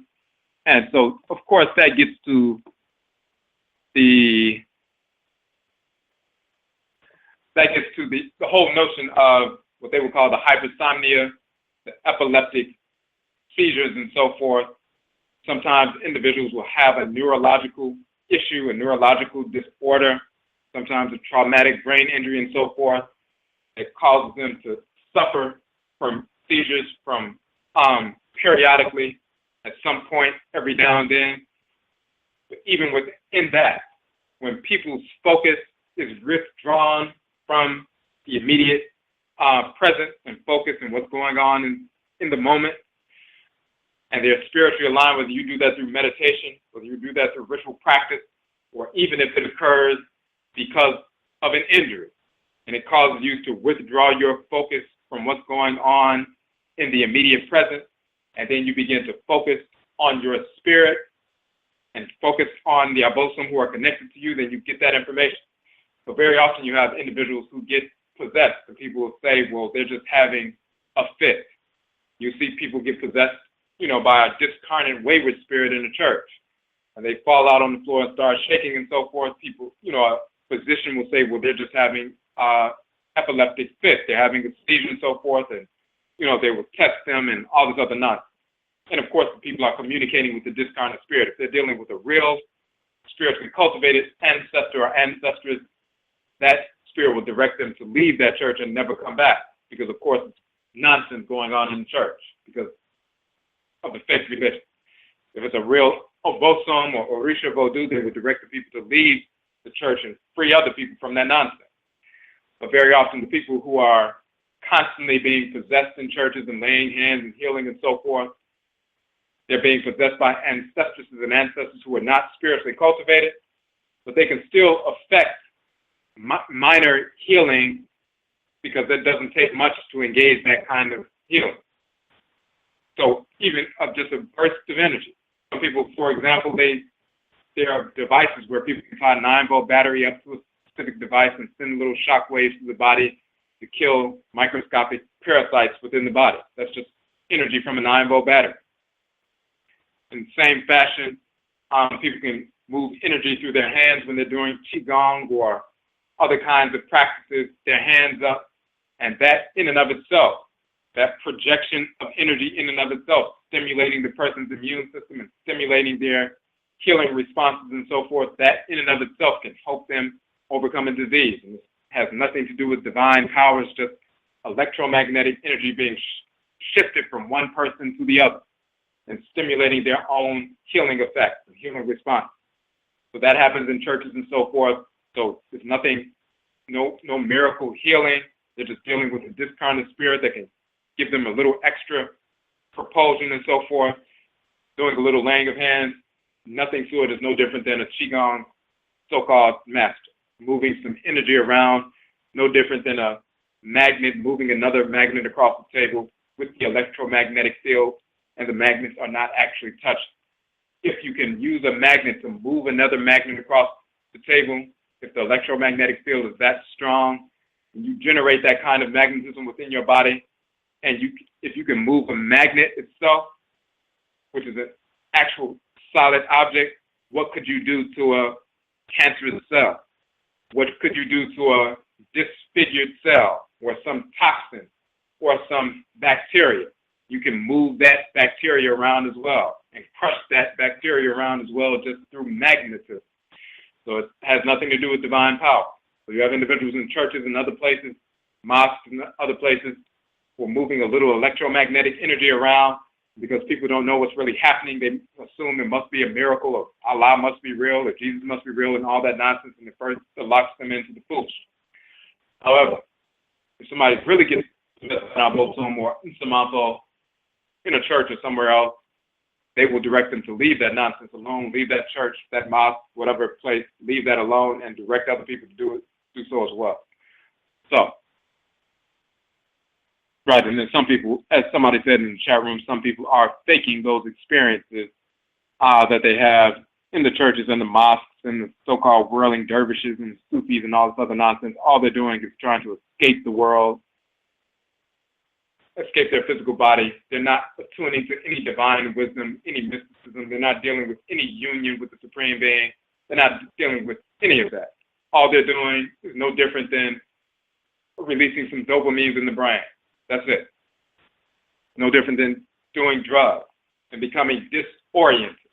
And once you become disoriented and have a quote-unquote high feeling, then they're calling that spirituality. And you can do the same thing through meditation and other practices, releasing dopamine in the brain and have a pleasurable feeling and have a disconnected feeling. And they're saying that they're mystically aligning with, Allah and all this nonsense. They're not aligning with anything. And then when they die, make their transition, they're going to be the same criminal crackers who reincarnate through their perverse relatives and show up in a 7-Eleven. Once again, they haven't ascended to any higher region of the spirit realm. They haven't ascended to, if they were talking about Buddhism and escaping the cycle of reincarnation and have achieved enlightenment and all of this nonsense, they have achieved absolutely nothing. The same crackers sitting around meditating, talking about they have achieved enlightenment or nirvana and they will not be reincarnating anymore. That exact same cracker will reincarnate and will be right back at 7-Eleven taking your order. No different. So all of that is some nonsense. So we say that the same thing happening in these churches. That happens in the East and the West of these churches. Some people who are dealing with basic discarnate spirits are just moving energy around. The ones who actually do contact some real Obosom and Insamanto, those are the ones who leave those fake pseudo-religious organizations altogether. But when you're dealing with Nana Abenaa Araminta, yes, dealing with the Obosom that governs her craft, also with her Nananom Insamanto, her spiritually cultivated ancestresses and ancestors who were guided by the Obosom as well. And because they were able to do that, and she was able to do that, and she aligned with them, then they would direct her on how to free our people, and also showing our people the resilience and that power and the capacity and that drive to move forward no matter what the circumstance. When we talk about ancestral religion, ancient, authentic, ancestral religion, we talk about our capacity to overcome any obstacle imaginable. That is not just some abstract theory. We have that capacity within our blood circle, and it's been proven by our ancestresses and ancestors, just by virtue of the fact that we are operating right now and alive right now. There are some people who died during the so-called Middle Passage, died in the dungeon, died on the plantations before they had a chance to have any children. We are descendants of those who survived all of that torture, the murders, the rapes, the torture, everything. We are descendants of the ones who actually survived that. Because if they hadn't, then they would have had children and grandchildren and great-grandchildren, and we wouldn't have been here. So it is within our blood circle, literally, the capacity to overcome any obstacle imaginable. So when we see people within our actual blood circle that have proven that if they can escape, if she can escape from a plantation in the middle of the night, going through the swamps, forests, and so forth, and using the stars to navigate her way and avoid, wild animals and everything else, guided by her Nana Abenaa Araminta. And then some of our people here, we have a little problem with a car note or a phone bill or something like that, and then we're ready to break down and have a heart attack because we can't go on. We can't go further. We don't get the kind of money we want to make and so forth, and now we fall into a deep depression because we can't get out of bed because we don't like our lives and we can't seem to move forward. And we have ancestresses and ancestors who were whipped and tortured and overcame enslavement, who were on boats for 90 days chained up, and they overcame that. And then they're looking at us and we're crying in a bed somewhere because we don't have the kind of job that we like, or somebody said they didn't like us and we can't get out of bed. They're looking at us like, nigga, get the hell out of bed. What's wrong with you? You're not having any problems. We've had real problems and we've overcome real obstacles. What you are facing is nothing compared to what we have overcome. So sometimes people wonder why they don't get some immediate assistance from the Nsamafo or some immediate assistance. They feel like they should have like a microwave they should have as soon as they ask for something, it should be given to them. And if it's not, then the Obosom must not be paying attention. But in reality, they haven't been aligning with their own cry and utilizing their own power and their own focus to execute their function. The Nsamafo will step in and assist when you have been operating and moving forward in the right direction, utilizing your energy and your talents and your capacity and your wisdom and intelligence to live your life in a harmonious fashion. They see you're putting in that kind of effort, but then you come to a roadblock, so to speak, but you're actually earnestly trying to execute your function in the world, then they will step in and assist you in that function and give you that kind of direction. But if you have some half-hearted effort to do what you need to do, or you're just rejecting your function or abdicating your responsibility, then things aren't going the way you want them to, and then you turn to the Nsamafo and beg them for assistance or beg them for all kinds of things, you're not suffering because you have a real obstacle. You're suffering because of conditions. They've been through real suffering. That's an offense to the ones who were tortured on boats and on plantations who overcame that, to see you laying up depressed because you're mad because somebody doesn't like you, or you don't like your job, and so you're depressed and you're crying and eating ice cream and all kinds of other nonsense, or some male going out being promiscuous because he doesn't like the way things are going. All that kind of foolishness, they're not entertaining that nonsense. It's time for you to grow up and be a man and a woman, just like you wouldn't allow your child who's 4 or 5 years old to lay out and start crying and screaming, rolling around on the floor because they don't get their way. In fact, you would spank them if they continue, or threaten them if they continue to act like a little baby. But then you grow up and want to be a child. You want to be a baby. You want to lay out and cry and weep because something didn't go your way. They don't entertain that nonsense. When you're evoking the Nana Abenaa Araminta, the spiritually cultivated ancestors and ancestors, they're not going to entertain that kind of immaturity. They'll direct you to what you need to know and what you should be engaged in, and then you utilize your power that you've been given by the Obosom to execute your function. If you just want to wallow in self-pity and all that nonsense, they don't have time for that foolishness. Just like you wouldn't have time for some adult who's acting a fool and being immature. At some point, after you give them some information, they continue in that nonsense and that wallowing and that pettiness, then you cut them off and let them suffer until the point where they realize that they've been isolated because of their immaturity, and maybe they need to start doing what everybody was telling them they should have been doing all along, to grow up and be a man and woman and start acting like a responsible adult.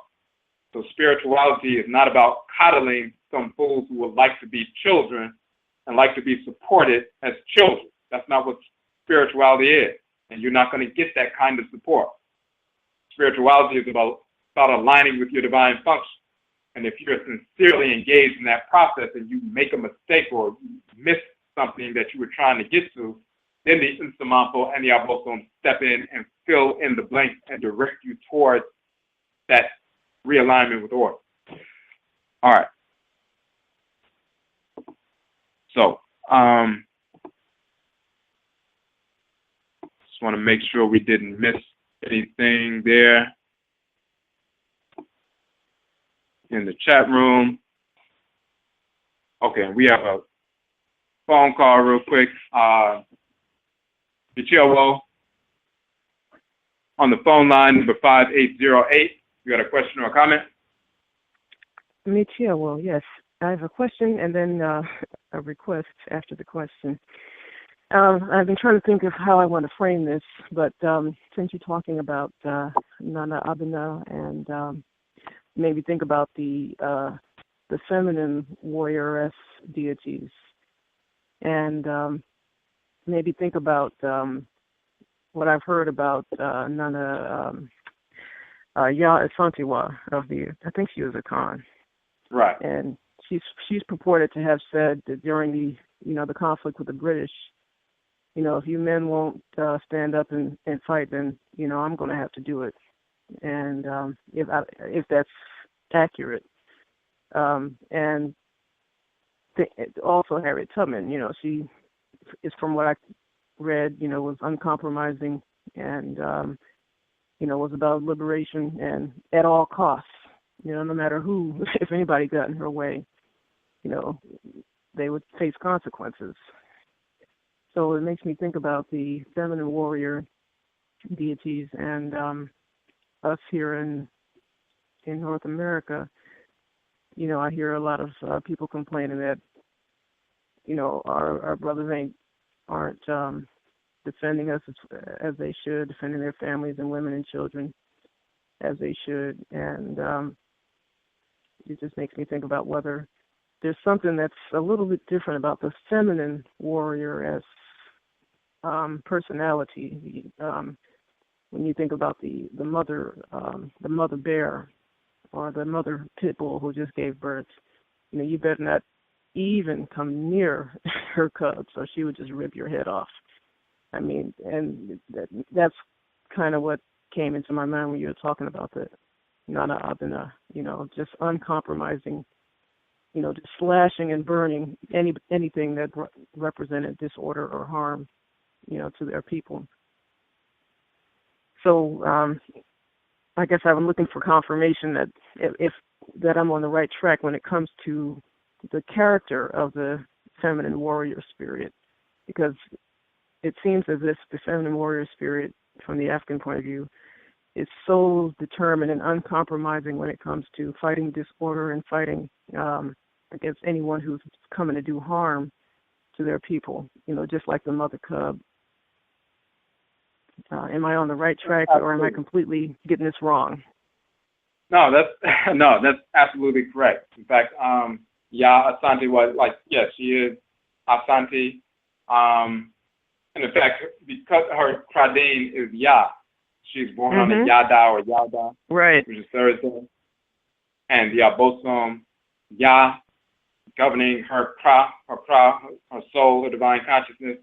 And of course, Ya is that warrioress, protector, or protectress of divine royal sovereignty, waging war, punisheress. She's called Wachet in ancient Kemet. She's called Oya in the Yoruba tradition of Abenaada Bodun. Right. Oya in Yoruba. So the same female force in creation, divine warrioress, waging war, relentlessly challenging disorder. So it's quite natural that a Ya would, relentlessly challenge the disorder of the British and take up arms.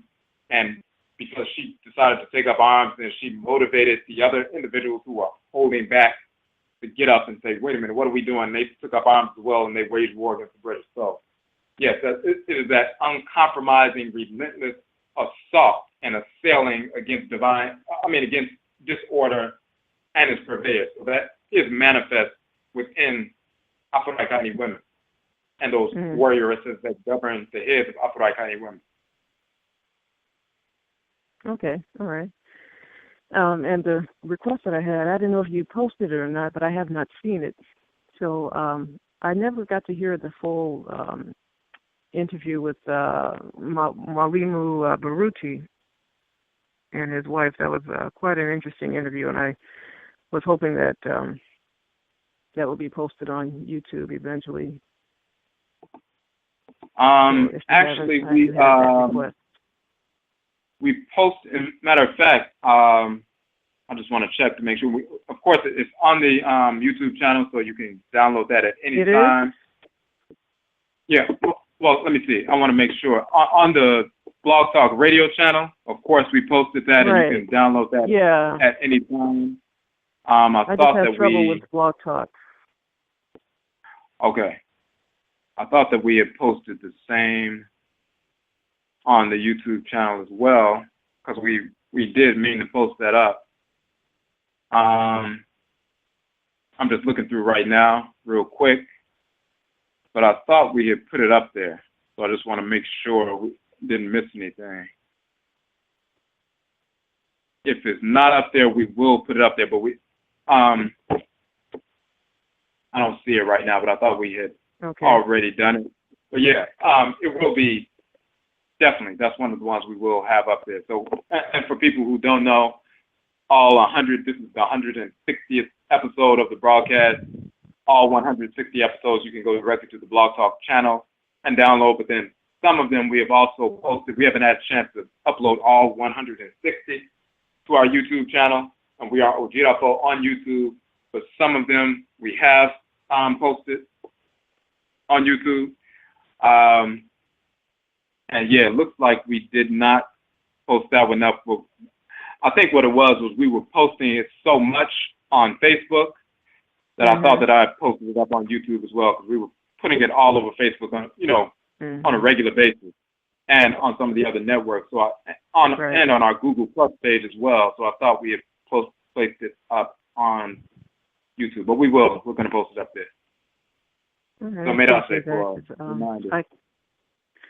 Sure. For some reason, Blog Talk just slows down my computer, and everything pauses and halts on the Blog Talk when I've got that channel up. So whenever you post it on these videos on YouTube, your broadcast on YouTube, I get an opportunity to hear the things that I didn't hear or missed, more so there than on the Blog Talk site. And that's when I really was interested in hearing. With regard to Blog Talk, Blog Talk has a lot of ads, pop-up ads, and things like that. One thing that a lot of people use, that we use as well, is a thing called Ad Blocker, Ad Blocker. When you add that to your browser, and it's a free download, Ad Blocker. When you go to sites like Blog Talk, or even other sites like that, or some news sites that often have all these pop-ups and floating, advertisements and all that. Like when I go to Blog Talk now, I don't see any advertisements ever. It's just the site, because the ad blocker blocks all of those pop-ups. And any site you go to, it'll block all of them.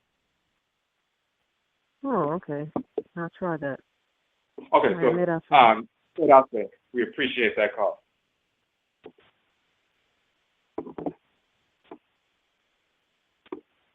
Okay, so it is, let me hold on one second.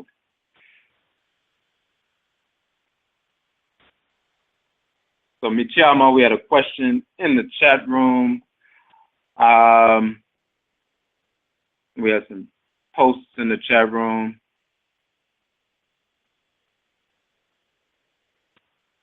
Just want to make sure we didn't miss anything. All right, we saw that. Somebody mentioned something about the people faking in the church. And then we see another link in the chat room. Is it possible to get some birthday shout outs for some of your German fans? So Michiawo, and greetings and may I say for everybody out there, the Afuraitkaitnut people in Germany who are tuning into the show. We appreciate your support. Of supporting the information and sharing the information. So, Ichiyama, we appreciate you, and thanks for sending that message out. And we do have people in Germany, people in the Netherlands, people in different parts of the world, people in Afuraitkaitnut who are tuning into the broadcast and so forth. And we appreciate you, Yedase. We thank you for sharing the information and getting that word out and getting Nana Afuraitkaitnut ancestral religion, reconnecting to our ancestral traditions wherever we are in the world. So we appreciate what you're doing. Okay. Looks like you listed some of the people out here in Germany. I see Kareem, Jark Mioff, Bukake, and Bouquet, and Krabs, and what does it say? She got Krabs, golden showers, it looks like. Okay, so Meda said we appreciate all of you for tuning in and supporting the work.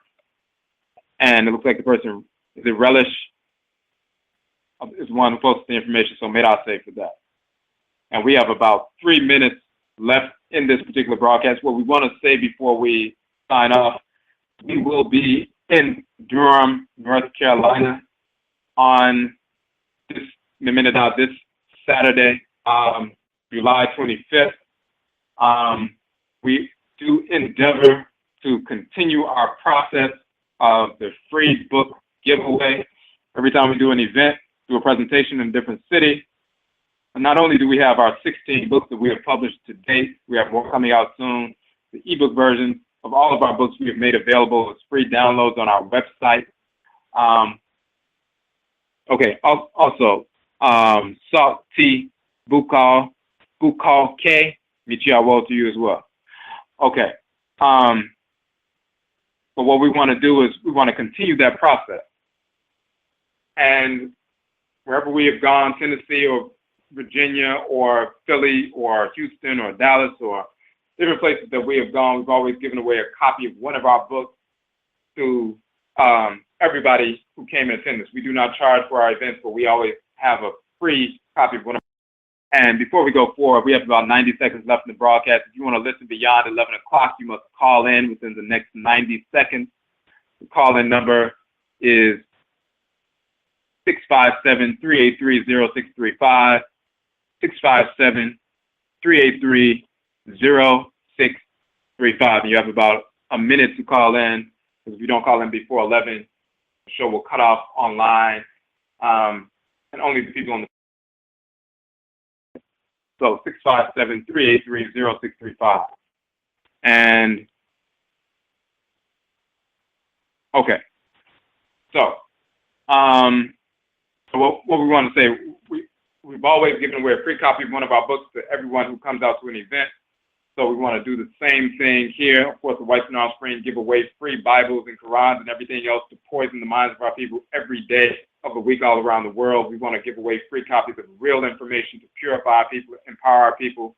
So if you would like to assist in that effort, because it depends on the support of the community, just go to our Nhoma page, our publications page. Any purchase of our books or making a donation will assist us in that effort. Of course, we have the 10 book sets and 11 book sets, any 40% off, and any donation of $15 or more, we will send you one or more of our books in return. So please support that effort. And Yedase, we thank you for supporting that effort and for the individuals who have already made some purchases. Of course, for example, some people will purchase the entire 16 book set. Because it's 30% off, that breaks down to about $7 per book for all 16 books. So not only will you receive, of course, the 16 books and benefit from that, but you'll also be participating in supporting, this effort to give free books to our people wherever we are, wherever we connect with them physically. The 10 book set is only $66. So once again, so whatever it is, whether it's one book or more or 10 or whatever it is, that assists us. And again, any order, any donation of $15 or more, we will send you one or more of our books in return for your donation. So again, yet I'll say for that. There's another question in the chat room.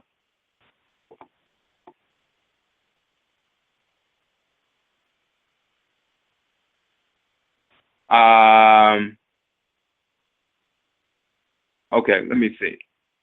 It says, I know that this does not relate to the show today, but I want to know if I can still communicate with the ancestors if I don't have all the materials for a shrine. So, yes, you of course, the first and foremost, the shrine, you are the shrine for your ancestors. As an ancestor, you are a magnet for them, of course. So wherever you go, that's where they are with you. Now, we set up a shrine, of course, as a specific space so we can focus our energy and attention at a specific time in a specific way and in a specific manner. And when you establish a shrine, that becomes like a magnification device where you magnify the energy of the Obosom or the Nsamafo at that ritual space, of course. So what happens is, it's no different, as we said in the past, with regard to a magnifying glass. If there's sunlight shining on some leaves or something like that, they'll just be hot or warm. But if you put a magnifying glass in between the sunlight, then it magnifies the energy of the light, and you train that light upon the leaves, and they will combust and break out into, a flame. So it's just a magnification device, and the shrine is a magnifier of the energy of the Nsamafo and the Obosom. So when you establish a space like that, you can intensify that energy, and therefore that communication becomes more profound. But still, you, in and of yourself, you are a shrine for the Nsamafo. So if you didn't have every specific element, and when you look at the Nkomre Ancestral Shrine document, what you'll find in the Ancestral Shrine document is a basic setup for an ancestral shrine. And when you look at that basic setup, you're talking about, a stone from outside, water, candles and so forth, and different things like that. So it's just a basic setup. It doesn't have to be elaborate, but even if you don't have that at the moment, or if you're living in a situation where, you can't set up a shrine in the space where you're at, sometimes people are living in situations where they're sharing living space and people are nervous about that. You can do something portable in your own room, where you can set up a miniature engaged Nsamafo, and once you are done, you can pack up your portable shrine and so forth, or you can do things outside at the base of a tree or at the river and so forth. But we go into some detail about that in our broadcast, in Nkomre, Ancestral Shrine, Communication, and Liberation. So check out that broadcast, and we go into some detail about that. So yes, you can always communicate with Nsamafo wherever you are. Even if you don't have those implements are just magnifying devices just to increase the intensity of communication, that's all. But you're not dependent on those specifics. All right. And it looks like that was the last question. Just want to make sure we didn't miss anything else. And it looks like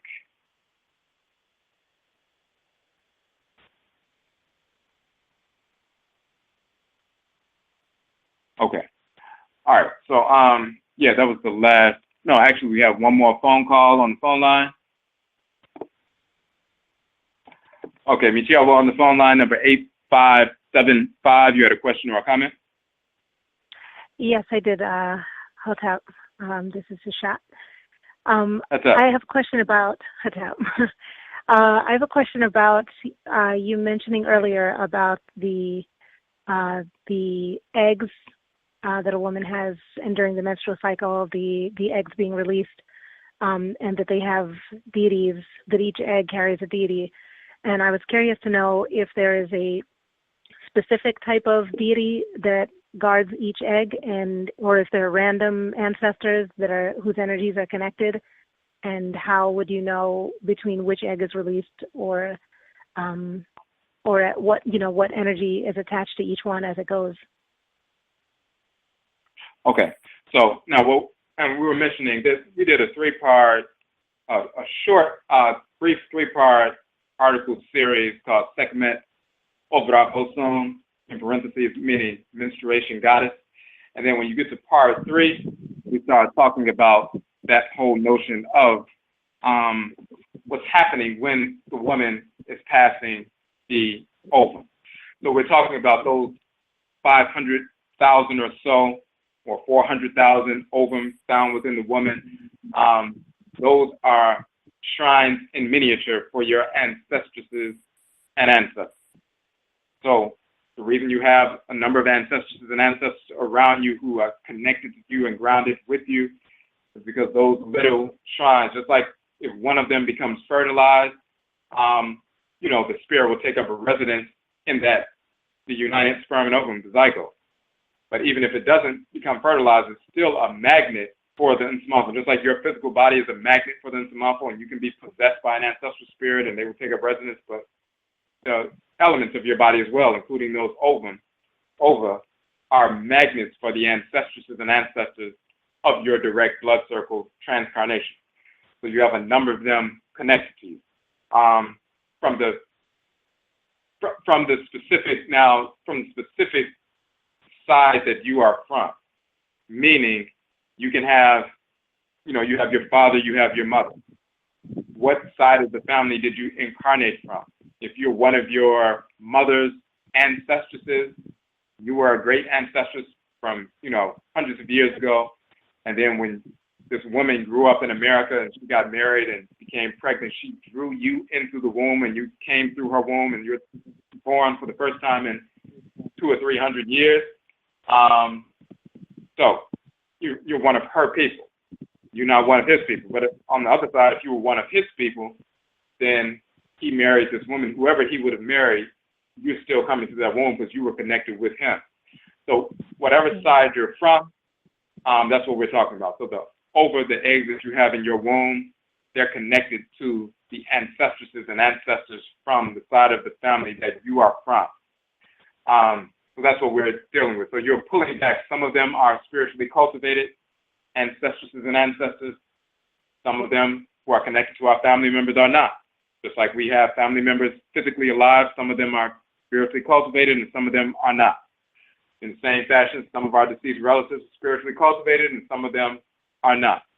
So the degree to which you align yourself with order ritually, you begin to repel those individuals who are not in harmony with order, and you become more magnetically drawn to those individuals who are in harmony with order. So therefore, you'll end up drawing one of those individuals through the womb. That's one of the benefits of aligning with order on a regular basis and executing your function, not only just living in the world and executing your function, but also creating that kind of womb space that's a magnet for those to come through that are more harmonious and who are willing to, function in a harmonious way, as opposed to somebody who was like a child molester or something like that. And typically we will repel those because their energy is so negative, as well as having other Nsamalfo around us who will repel those kind of individuals as well. We'd have to go through some, clear disalignment from your own craft to put yourself in a position to be on the same frequency. And talking about deliberate disalignment, criminal type disalignment, to put yourself on the same frequency that you will be pulling those kinds of individuals or entities back into the womb. But when we're talking about the ova and spirits, not deities per se, even though, just by virtue of the fact that you have a divinity governing your head and matriclan and patriclan divinities, you're connected to them as well.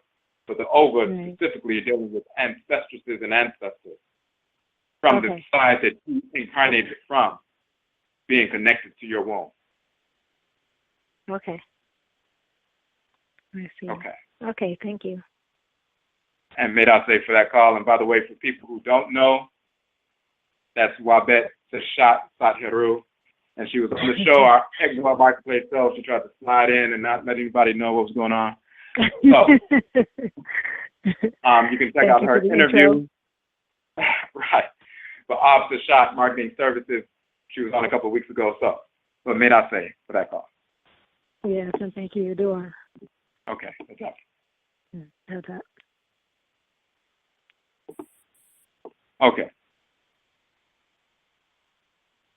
Okay, and that looks like that was the last piece there.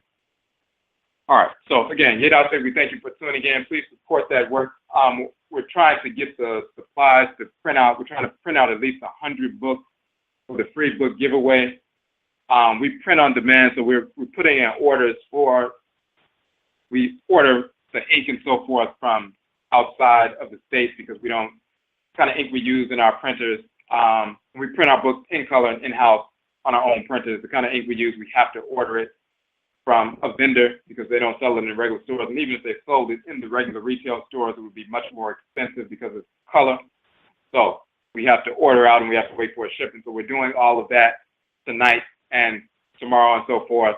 So if you would like to support in that effort, if you can do so tonight or tomorrow morning or whatever it is, we're trying to get all that together because we want to have at least 100 books so we can pass out to 100 people. So once those people leave that area and go back to the different states they're from, they have a free book and they're carrying that information to the different areas they're from so they can begin to spread this accurate information and we can combat this misinformation coming from the whites and their offspring. So again, simply go to our Sinhoma page, the publications page on the website to either make a purchase or your donation. Again, Yedase, we thank you for supporting our efforts. And Yedase, we thank you for tuning in. We will be on tomorrow for Egwa Marketplace Day, and we will have the sister Ma'at Keru Amen, who is the founder of the Head Ma'aka, the Soul Psychic Fair that we were talking about, that we will be presenting at on Saturday in Durham, North Carolina. She will be talking about the organization, talking about the fair itself and how she came up with the idea of the fair and so forth, and who will be speaking and all of this information. So we'll be posting that information later tonight as well. So Yebeshi Abio, we will meet again, and Yedase, we thank you for supporting our. That's it.